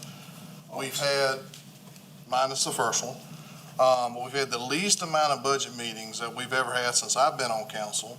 This is the least transparent budget, and now changing it. Okay, let's operate on $10 million. You know, I mean, that's the thing. We don't even know, how can you vote on something that regardless of the amount, you don't even know what it is? Mr. Davis, We could cut, I'm still speaking, sir. We can sit out here and cut a lot of stuff out if y'all want to, and we don't even know the repercussions of it. Passing a budget is huge. It is the biggest thing that we do in this entire year. The biggest thing that we do. And to sit up here and cast a budget that we don't even know what it even is because the amendments are up here, and if y'all can quote them, great. If y'all can quote them, I'll go home. If you can quote what he stated, unless y'all have had meetings before then and you know what's on there, then I'll just go home. But it doesn't matter that the county, the citizens demand us to do what's right. It's not about a dollar figure, okay? It is important to make sure that we are doing what is right to the citizens of this county. And to pass a budget because somebody said, I've never budgeted on a $65 million number. Why don't we budget on needs? It may be 60, it may be 55, it may be 50. So Nancy Pelosi once said, you gotta pass it to know what's in it. You brought up Pelosi. Sounds like we're gonna have to pass it to know what's in it, Mr. Durham. So what this does is it takes last year's budget, brings it forward, or the current operating budget, and then it captures the savings the administration found in certain departmental budgets. And then it gives us an opportunity to go forward as the actual numbers come out, and we can amend the budget as necessary by doing a proper budget process, by the request being met with rigor and scrutiny to what's needed by the county, to actually have a employee salary program that fits, that works, taking the hard route on that and doing what's right versus what's been done for years of kicking the can down the road. I call the vote. Might as well. They're gonna do whatever you tell them to do, Mr. Durham. You don't need a supermajority to call the vote, so it would take four. Well, you're not gonna get that.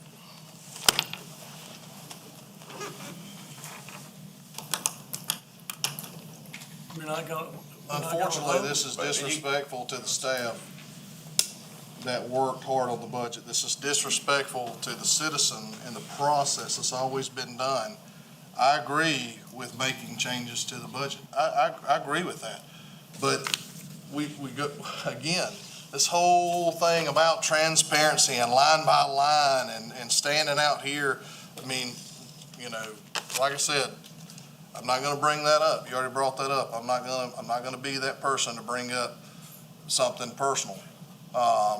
But, you know, I mean, your group out there supports you, so that's what matters.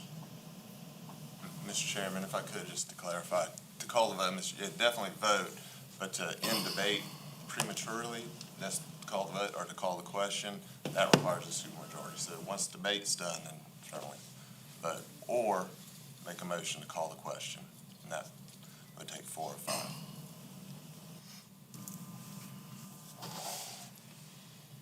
Do you have any other comments? All in favor? Aye. All opposed? No. Okay, next we have third reading. on the That was following just on the ordinances. amendment. Oh, that was amendment, so that's the vote on the amendment. Next, we need to vote on the actual ordinance. I'd make a motion that all council members need to have a copy of what the amendment is, so they actually know what they're voting on, even if they're voting in favor or not in favor. That's a motion. Second. Motion for a recess? No, it's just a motion so we know, I mean, I think it would be helpful for council members, if they're gonna vote on it, to have whatever it is that it is. I can read it for you again if you want to take notes. It'd be nice if the public know about it too. I think we're gonna get a lot, I think we're gonna get ourselves in hot water doing this, guys. You got a motion and a second on the floor. Do we get a second? John seconded that motion. I'll second it. I got some comments here. I don't see what the problem is with putting this budget in place for the upcoming year right now. We're operating perfectly fine right now under that budget. We move into the next fiscal year, okay? We will have the opportunity, we'll move right in July 1st. County government's not gonna shut down. People are gonna get paid. They're gonna get a 3% increase. We're still gonna have the opportunity to look at the actuals when they come in and budget to the actuals and make amendments to that effect. We gonna have enough for the Regardless of fire- whether you've got to read it or not. Do we have enough for the fire contracts? Yes. I include the fire contracts in that budget. Mr. Elliott, you remember one time Mr. Hart said, we're gonna have a budget amendment, we're gonna have another budget amendment, and we're gonna have another budget We're not being amendment? transparent. This is not. That's not It's transparent. gonna be more transparent. And you bring it up, these folks are gonna show up to see How what. can the people that's voting on it don't know what they're voting on? You're gonna get a copy. You requested one.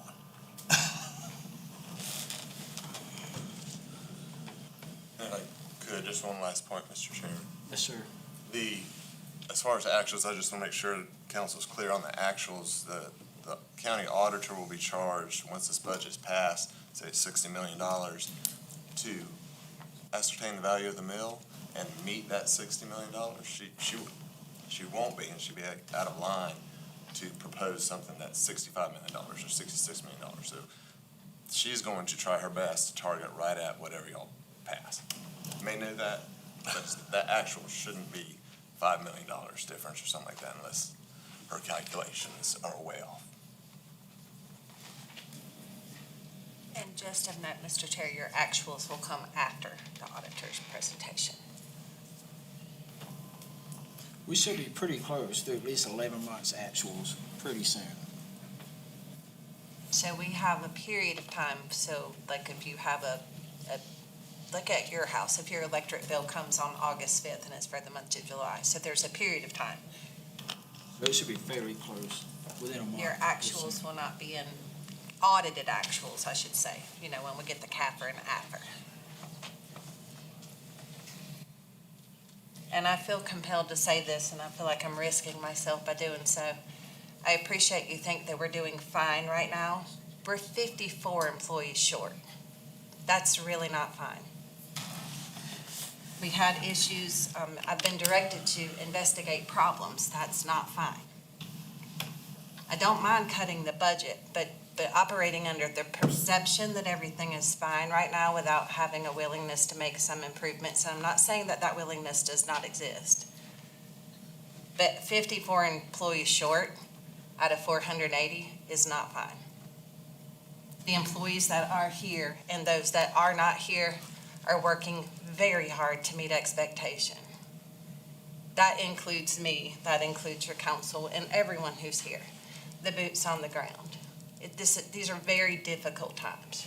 So I'm not opposed, Mr. Durham, to cutting the budget. I just wanted to say that there is a struggle here that may not be visible to you because we're so good at what we do. So the motion is to set the budget as is, and then we will immediately be evaluating under scrutiny any increases. But, you bring up the understaff, and if you compare a budgeted employee number compared to what is this? The annual comprehensive financial report numbers for actual employees, being 30 to 50 employees short is not a uncommon thing, and that brings the question off. I mean, that's 30 to 50 salaries that's budgeted for, and that money's not going to salaries. I don't know where it's going to, but that brings the question off, does those positions need to be budgeted for? That's something to be looked at as well. That's outside of this motion though, right here. Any other comments on Mr. Davis's motion? All in favor? Aye. All opposed? All right, that brings us back to the main motion of the county budget ordinance. All in favor? Mr. Hart, we're not out of discussion yet, sir. We're still on second. You called for full thing.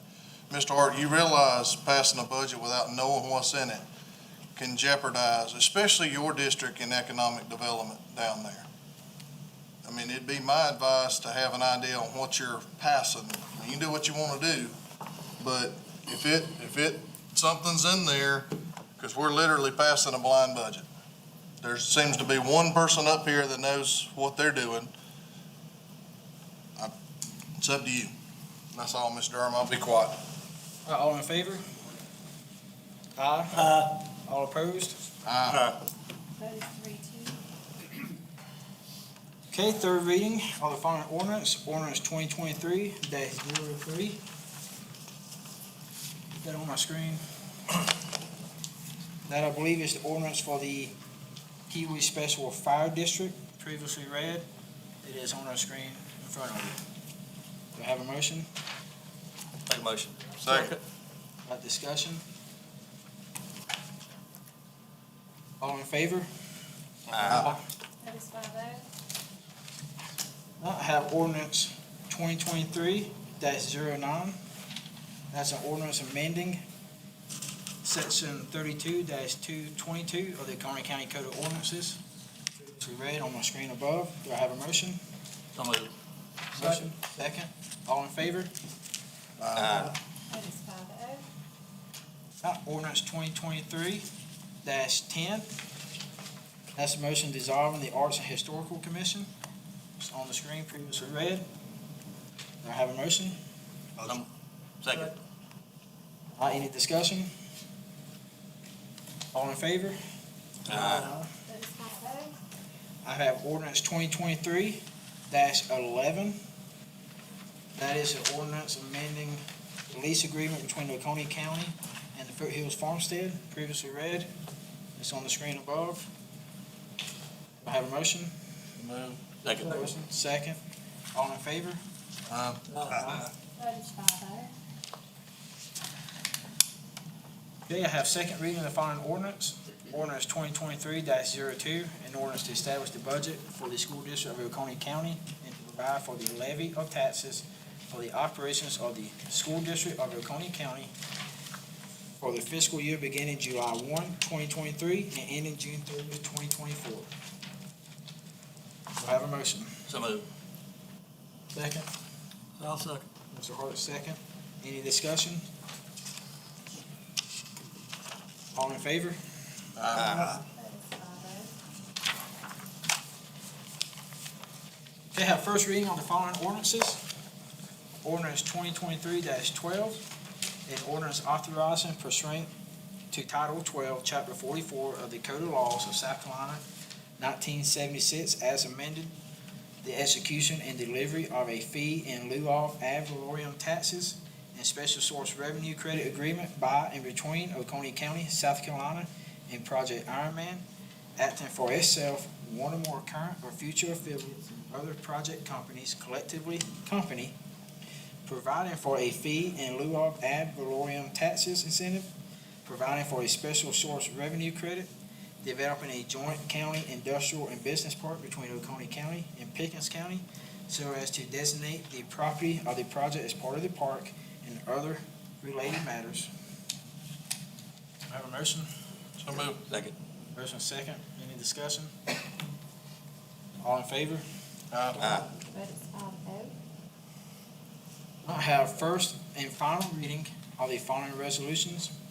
Resolution 2023-08, a resolution providing preliminary approval pursuant to Title 12, Chapter 44 of the Code of Laws of South Carolina, 1976, as amended for the execution and delivery of a fee in lieu of ad valorem taxes and special source revenue credit agreement by and between Oconee County, South Carolina, and a company identified for the time being as Project Ironman, acting for itself, one or more current or future affiliates, and other project companies, collectively company, providing for a fee in lieu of ad valorem tax incentive, providing for a special source revenue credit, creating a joint county industrial and business park between Oconee County and Pickens County so as to include project property in the park, authorizing the execution and delivery of one more grant agreements and other related matters. Have a motion? Motion. Second. Motion and a second. All in favor? I have resolution 2023-10, a resolution authorizing the purchase of approximately 1.25 acres of real property, which property is located adjacent to the Charles County Park from John W. Little, Tony L. Little, and Carson Wyatt Little, and other matters related thereto. Do I have a motion? So move. Second. Motion and a second. All in favor, any comments? I'm sorry. All in favor? Aye. Okay, discussion items. Discussion regarding action items. First is council consideration and approval of insurance of a request for proposals for comprehensive wage and study for Oconee County.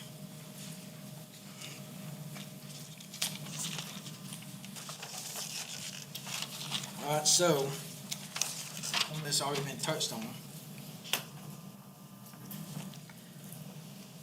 So without a comprehensive salary, wage, and I want to say a time use study, we need a time use study in with it. We're at best shooting in the dark, and at worst, we may be worsening the problem. Mr. Davis' previous meeting, Mr. Mann earlier today mentioned about using data from the Association of Counties and outside maybe patrol deputies. I don't know how helpful that data would be. Just comparing job titles could very well be comparing apples to oranges. We need to study job scope, actual job function. For an example, an employee with the title of clerk in one organization may be a completely different job function from a clerk title in another organization, or even between departments within the county itself. For example, one may have finance duties, justifying more compensation, while the other may not. Even in conversation with Chief Crime, he stated to me that the firefighter job titles in this county do not represent the true responsibility that the firefighters have. So if you went off the title, you would be underpaying them. The previously proposed step and scale increase, I think I've already beat that horse to death. A comprehensive salary and wage study and time use study provides a detailed analysis and investigation conducted to gather information about various aspects of compensation and time allocation. This study will provide a comprehensive understanding of how individuals are compensated for their work and how they allocate their time across different activities. The study will collect data on various factors, including salaries, wages, benefits, and time spent on different tasks or activities to understand the employee's job scope. The primary objectives of a comprehensive salary, wage, and time use study will be as follows. A salary and wage analysis. This involves collecting data on the compensation packages offered to individuals such as salaries, wages, bonuses, and other forms of monetary rewards. The study examines how compensation varies based on factors such as job title, experience level, and education. Provide a benefits evaluation. In addition to salary and wages, the study also investigates the benefits and perks provided to employees, such as health insurance, retirement plans, vacation days, and other non-monetary compensations. It assesses the prevalence and value of these benefits to determine their impact on overall compensation. The time allocation assessment, this aspect study will focus on understanding how individuals allocate their time across different activities. Examines average time spent for each activity to further understand the employee's job scope so that the fair market value can be determined. The findings from a comprehensive salary, wage, and time use will provide valuable insights for council and administration. The county will utilize the information to benchmark their compensation practices and make informed decisions to attract and retain talent. Individuals can gain a better understanding of how their compensation compares to others and how they allocate their time relative to their peers. Overall, comprehensive salary, wage, and time use study will serve as a tool to assess compensation practices, identify trends and disparities, and inform council and administration. There are several compelling reasons why county government should conduct the salary study and time use study. By conducting such a study, the government can ensure fairness, transparency, and efficient allocation of resources. Here's some key functions of it. Fairness, salary, wage, and time use study helps to ensure that the compensation is fair across different positions and departments within the county government. Provides an opportunity to assess if there are any significant pay disparities based on factors such as job responsibilities, skills, experience, and education. By identifying and addressing these discrepancies, the county can promote a sense of fairness and motivate employees to perform their best. External market competitiveness. Conducting a study allows the county to benchmark its salaries and wages against those offered by similar organizations in the external job market. It enables us to determine if our compensation packages are competitive enough to attract and retain high-quality employees. And by keeping the compensation levels in line with industry standards, the county government can attract talented individuals and minimize the risk of losing valuable staff members to competitors. Internal pay equity.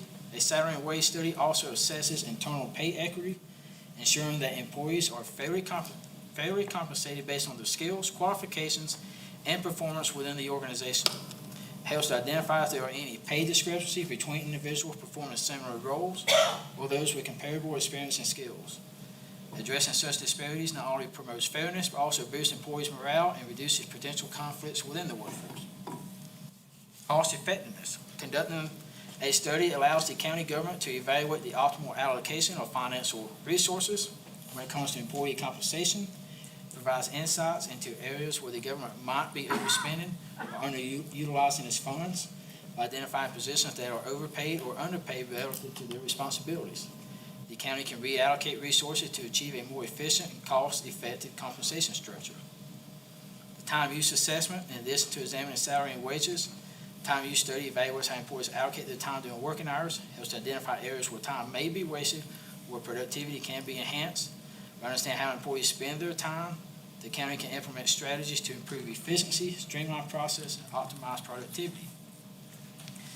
And it gives us the ability to make data-driven decision-making. A comprehensive salary, wage, and time use study provide the county with reliable data and insights that can inform decision-making processes related to employee compensation. Enables evidence-based discussions and negotiations. Data-driven decision-making increases transparency, reduces subjectivity, and ensures that compensation decisions align with the overall goals and budgetary constraints of the county government.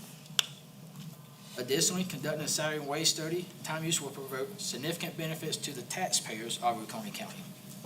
Through cost savings, by evaluating the allocation of financial resources and identifying positions that aren't paid properly, the study enables the government to make cost-effective decisions, leads to savings in taxpayer money by ensuring that funds are allocated efficiently and not wasted on unnecessary expenses. It reduces turnover costs. A thorough study helps to identify and address underpayment issues, which can lead to high turnover rates. By rectifying these discrepancies and offering competitive compensation, the government can reduce employee turnover and the associated costs of recruitment, training, and lost productivity. This saves taxpayer money by minimizing the need for frequent hiring and training processes. Improve service delivery. Fair and competitive,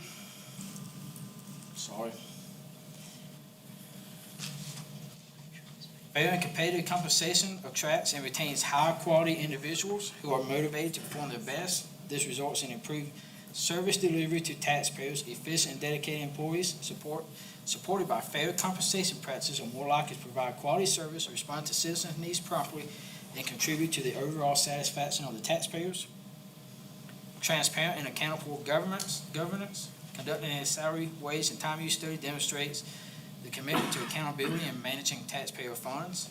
By basing compensation decisions on objective data and evidence, the county ensures that taxpayer money is used responsibly and in the best interest of the community. By evaluating these indicators, the county government can measure the return on investment for the study and demonstrate the tangible benefits it provides to taxpayers, such as cost savings, improved service delivery, and accountable governance. We need to perform a comprehensive salary and wage time study because we have employees that work very hard and that have taken on additional responsibilities and they're underpaid. And the across-the-board pay increases are not allowing us to move these individuals' compensation up quickly enough to get them to the pay they deserve in a competitive job market. Conducting a salary, wage, and time use study for employees in Oconee County is crucial for promoting fairness, internal and external equity, cost-effectiveness, and data-driven decision-making. By investing time and resources in such a study, the county can ensure that its compensation practices are aligned with industry standards, reward employees fairly, and effectively utilize its financial resources. So with that said, I'm making a motion to direct the county administrator and staff to properly advertise and issue an RFP for a county-wide comprehensive compensation, wage benefits, and time use study, and to identify the necessary funding from the current fiscal year for such a study. And as a note, the council will have to come back to approve the RFP of funding when the bids are received. Make the motion. Second. You realize that's probably about $500,000 study? It's not in the budget. Where's the money gonna come from for the study? When they come back with RFP and it's 250,000, let's say it's 100,000. It's unbudgeted, right? It's 150,000 probably, and you could probably find it in the 50 open positions that wasn't filled this year in unexpended salaries. Well, but you can't just go moving money. If you don't spend the money, it goes into what's called a fund balance. If you're moving money out of a department, that was what you told the citizens, that was what the money is for, you have to do a budget amendment. You just can't go, it's not like in your checking account when you have free money to do whatever you want to do. Ms. Brock, would you like to comment on this? Mr. Chairman, I'm happy to address that. There was the notation that any expenditure for that would have to be approved by council. When we brought the bid or RFP back to council for review, we would request a transfer and appropriate authorization at that time once those funds were identified. So, Mr. Durham, it sounds like you've got a brochure from a vendor you've already picked out, so I guess you think it's gonna cost $150,000. That's based on Ms. Brock, 3 other county administrators I talked to, and council members from 4 different counties who's recently performed the studies. And so, when will this study be finished? Because the auditor has to set the millage by mid-September for the budget. So, this would be a study that for salary increases for 24-25 budget year versus 23-24, right? That's correct. It's to fix the long-term problem that's been kicked down the road. Ms. Brock and staff are still diligently working on appropriate pay scales and pay increases that, when it's prepared, can be brought forward, hopefully sooner than later, and we can begin the budget amendment process to address those needs. So, since y'all 3 have voted on the budget as it is, or whatever it is, I'm not exactly sure, it's a blind budget. Would you please Hang on, stay I'm on talking. task? I am staying on task, because this is gonna. Stay on Freedom motion. of Listen, speech. freedom of speech here. Stay I on think the you- motion. I'm staying with the motion. We're talking about salaries and budget, right? So when this comes back on the study, and it tells us that we need to increase pay by XYZ, and the budget needs to be $72 million. Who's doing the tax increase? Are y'all gonna agree with that group? Are y'all gonna say that everything that that group says is the right? Because if you pass the budget where you're passing it now without that in there, and they come back and say that you need to up this and that, you've levied yourself with a tax increase back to the citizens. It's gonna happen. I'm telling you. And, I mean, I'm not gonna do that. So, Any other comments? Hearing none, all in favor? Aye. All opposed? So as I touched on previously, this is still on salaries discussion. Another issue is the 50 vacant positions. I believe pay has an issue in that. Pay is not the only issue to losing employees. But if you look back at the Mr. Darby, is annual this on the audit, agenda? it's still tied with salaries, and we have a discussion on salary stuff. We just had a vote. So with that said, you know, it's way more, if you look back over the years, recent history, roughly 30 to 50 employees budgeted for that's not been filled. I'm gonna make an additional motion to freeze the hiring of all non-public safety positions until completion of salary time use study or until administration provides data supporting the filling of that position. May you please Chairman, identify as the this wasn't on the agenda, if you could make a motion to amend if you're so inclined to. I believe that ties in with salary because he's an attorney now. we're budgeting, you know, hundreds of thousands of millions of dollars for salaries that is not being spent. It ties in with salaries. Yeah, I don't see a broad salary caption item. We just have the wage and comp study that's been voted on. And the motion includes until completion of salary and time use study or until administration provides data. Okay. Until it provides data supporting the filling of that position. So you're stating this is part of the first discussion item? Yes, because it's tied to the salary and wage study. So I make the motion to freeze the hiring of all non-public safety positions until completion of a salary time use study or until the administration provides data supporting the filling of these positions that can come as soon as possible. That's my motion. Do I have a second? Second. All in favor? No, we have a discussion. And Oh, can we sorry, wait till take a Mr. Davis discussion. gets back from the bathroom, sir? I have a question, Mr. Yes. Chairman, if you don't mind. Can you identify public safety? The positions we identify budgetary as public safety, that's animal control, law enforcement, fire, No roads and bridges. rescue, public safety per that. And if you want to bring data for roads and bridges next meeting, please do so.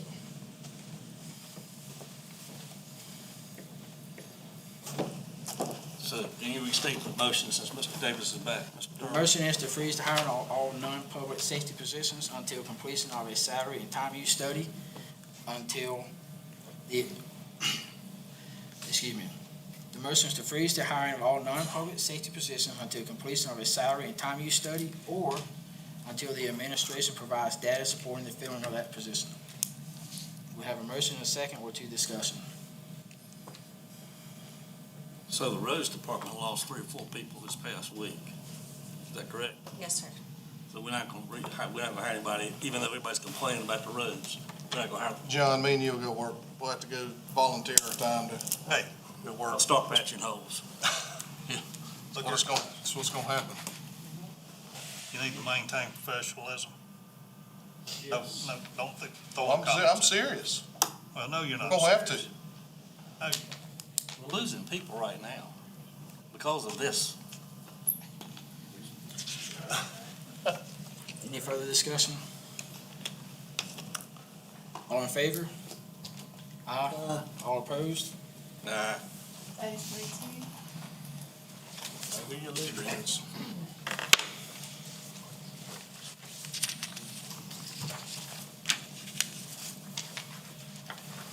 Next, we have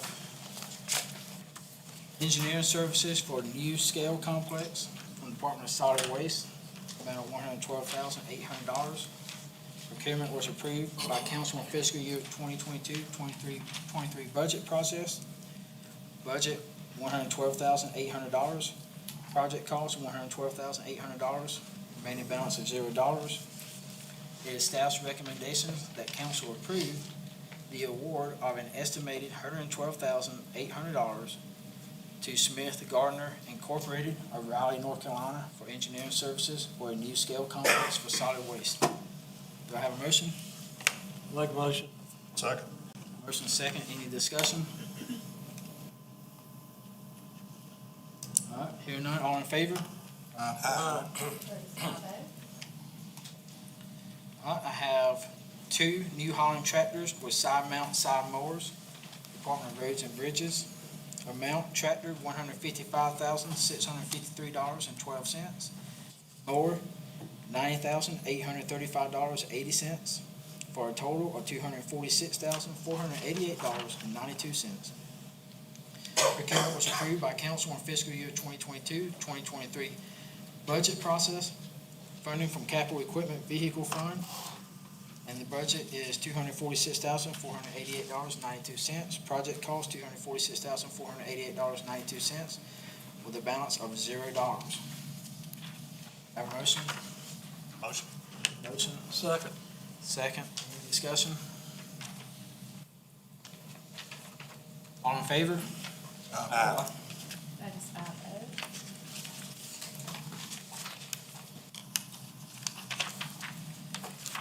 I have a change order number 3, purchase order 5469 to the Belt Company LLC for Seneca Creek Boat Ramp. POT Department, amount $56,603.17. Was approved by council in fiscal year 2022-2023 budget process. Budget, $3,409,989.85. Project cost, $3,409,989.85. Balance of $0. Funding for this change order we paid from ATAX funding. It is staff's recommendation that council 1 approve change order number 3 to the Belt Company LLC in the amount of $56,603.17 for a total purchase order amount of $3,409,989.85, and authorize the county administrator to execute documents for this change order. Make a motion. Got a motion? Second. Second, any discussion? Yes, sir.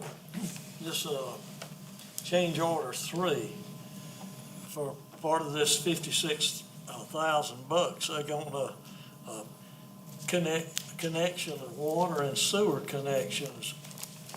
Why wasn't that figured in the bid when it was bid? Ms. Brown? Yes. Ms. Phil, I'm sorry, I can't see. Thank you, Mr. Shirley.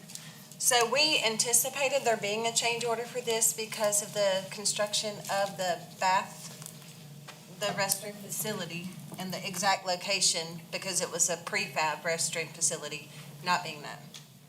Sure. Mr. Chairman, if I could. I appreciate the opportunity to respond. Some of you were on council when this was brought forward.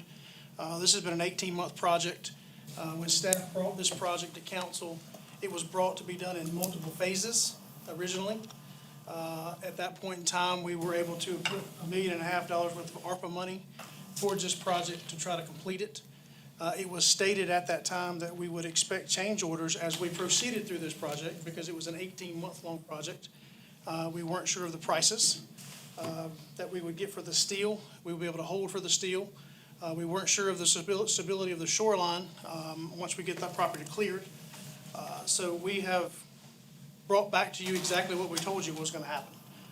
This is a change order. It's a $4 million project when you add the restroom to it. And yes, we had a few things that went out of our original scope. One, we added 2 steel pilings to the docks. That was done by the engineer, post-engineer for the project. We also ended up having to rock the entire shoreline, and we did come back and add the restroom, which we shared up front, was gonna be added as a separate project, as a change order. Did they not know that that restroom was gonna be there? We did, but we didn't have a cost associated with that up front, and we did explain that when we brought this to the council up front. I remember you bringing it up and us buying the portable bathrooms from, what was it? Oregon or something. It was purchased from a CXT company, but the connection was made by the general contractor. And that was not added until after the restroom was purchased, because it was unclear whether or not we were gonna include that in this phase or not.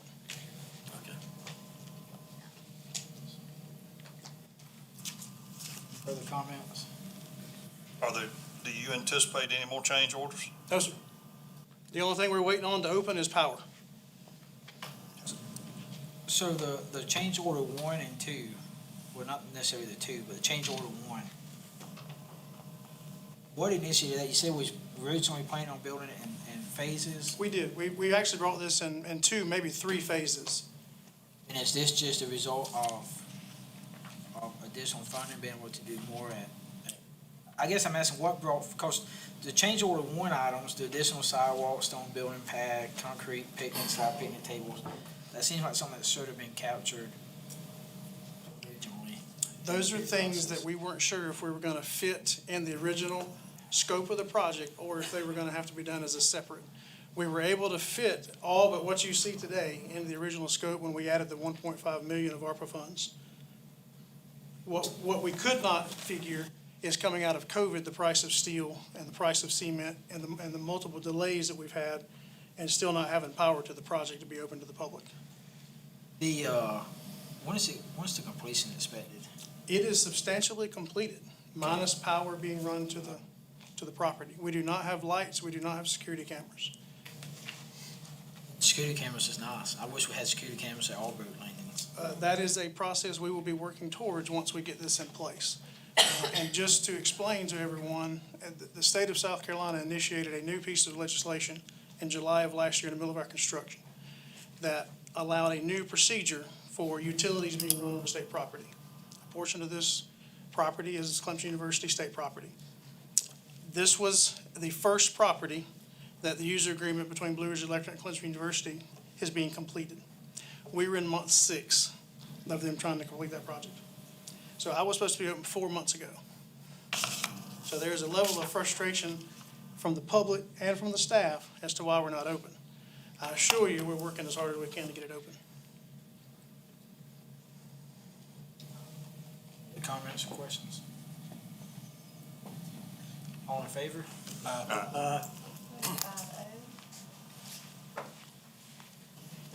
Here we have purchase of an automotive parts. This department's for the quarry and vehicle maintenance, amount of $115,000. Given to be approved by council in the fiscal year 2023-24 budget process. Rock quarry vehicle equipment maintenance budget, $30,000. Project cost $15,000. Balance $15,000.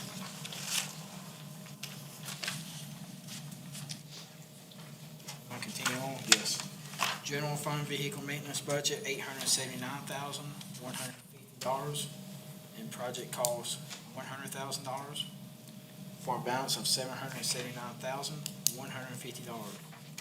It is staff recommendation that council approve the purchase of filters and light duty auto parts to R&T Parts Incorporated, Seneca, Walhalla, and Westminster, location for an estimated amount of $115,000 for fiscal year 2023-24, contingent on the approval of 2023-2024 budget. Authorize the county administrator to approve future purchases from the state contract for the next 4-year period, as long as all purchases for automotive parts are in accordance with the state contract award and amounts do not exceed amounts budgeted for these purchases. Do I have a motion? So moved. Motion, second. All in favor? Aye. Okay, we have council committee reports. Law enforcement, public safety, health and welfare, Mr. Miles. Okay, we met, the Law Enforcement, Public Safety, Health, and Welfare Committee meeting met May 16th of '23. It was a fairly short meeting, but we discussed commercial junkyard ordinance proposed by the Planning Commission. They sent it up to this committee for review. We discussed several topics related to the proposed junkyard ordinance, including the possibility of exempting service-related businesses such as marine and automotive, a grandfather clause for existing junkyards, electric vehicle battery disposal, and what defines a minor street. The committee voted 3-0 to send this ordinance back to the Planning Commission for further review. And they're looking at it and making revisions as necessary. And they'll be coming back to this Law Enforcement Committee. There's also a discussion regarding the development of an ordinance to foster the identification and safe repair or removal of structures that have become unsafe for occupation as a result of fire damage and natural disasters. The committee, along with input from Mr. Root and Mr. Coley, reviewed the proposed ordinance and voted unanimously to send it back to the Planning Commission for further review. The next Law Enforcement, Public Safety, Health, and Welfare Committee meeting is scheduled for Tuesday, July the 18th at 4:30 p.m. That's all I've got. Thank you, Mr. Miles. Next is Board and Commission appointments. We have Agricultural Advisory Board. We have no question for District 4, no questionnaires on file. Mr. Davis, do you have any last minute? Okay, Board of Zoning Appeal, we have District 4, we have one questionnaire on file. Mr. Davis, do you have any? No. None there. Okay, I'm gonna make a motion to enter executive session. 1, receive legal advice and discuss personnel matter related to boards and commissions. 2, discussion regarding a contractual matter related to the City of Seneca, the City of Walhalla, and the City of Westminster, and the Town of Salem. Motion? Okay, I found this on the web So for moved. Westminster, Anytown Salem. Check it out. Siri was listening to me. I move. We have a motion, a second? Second. All in favor?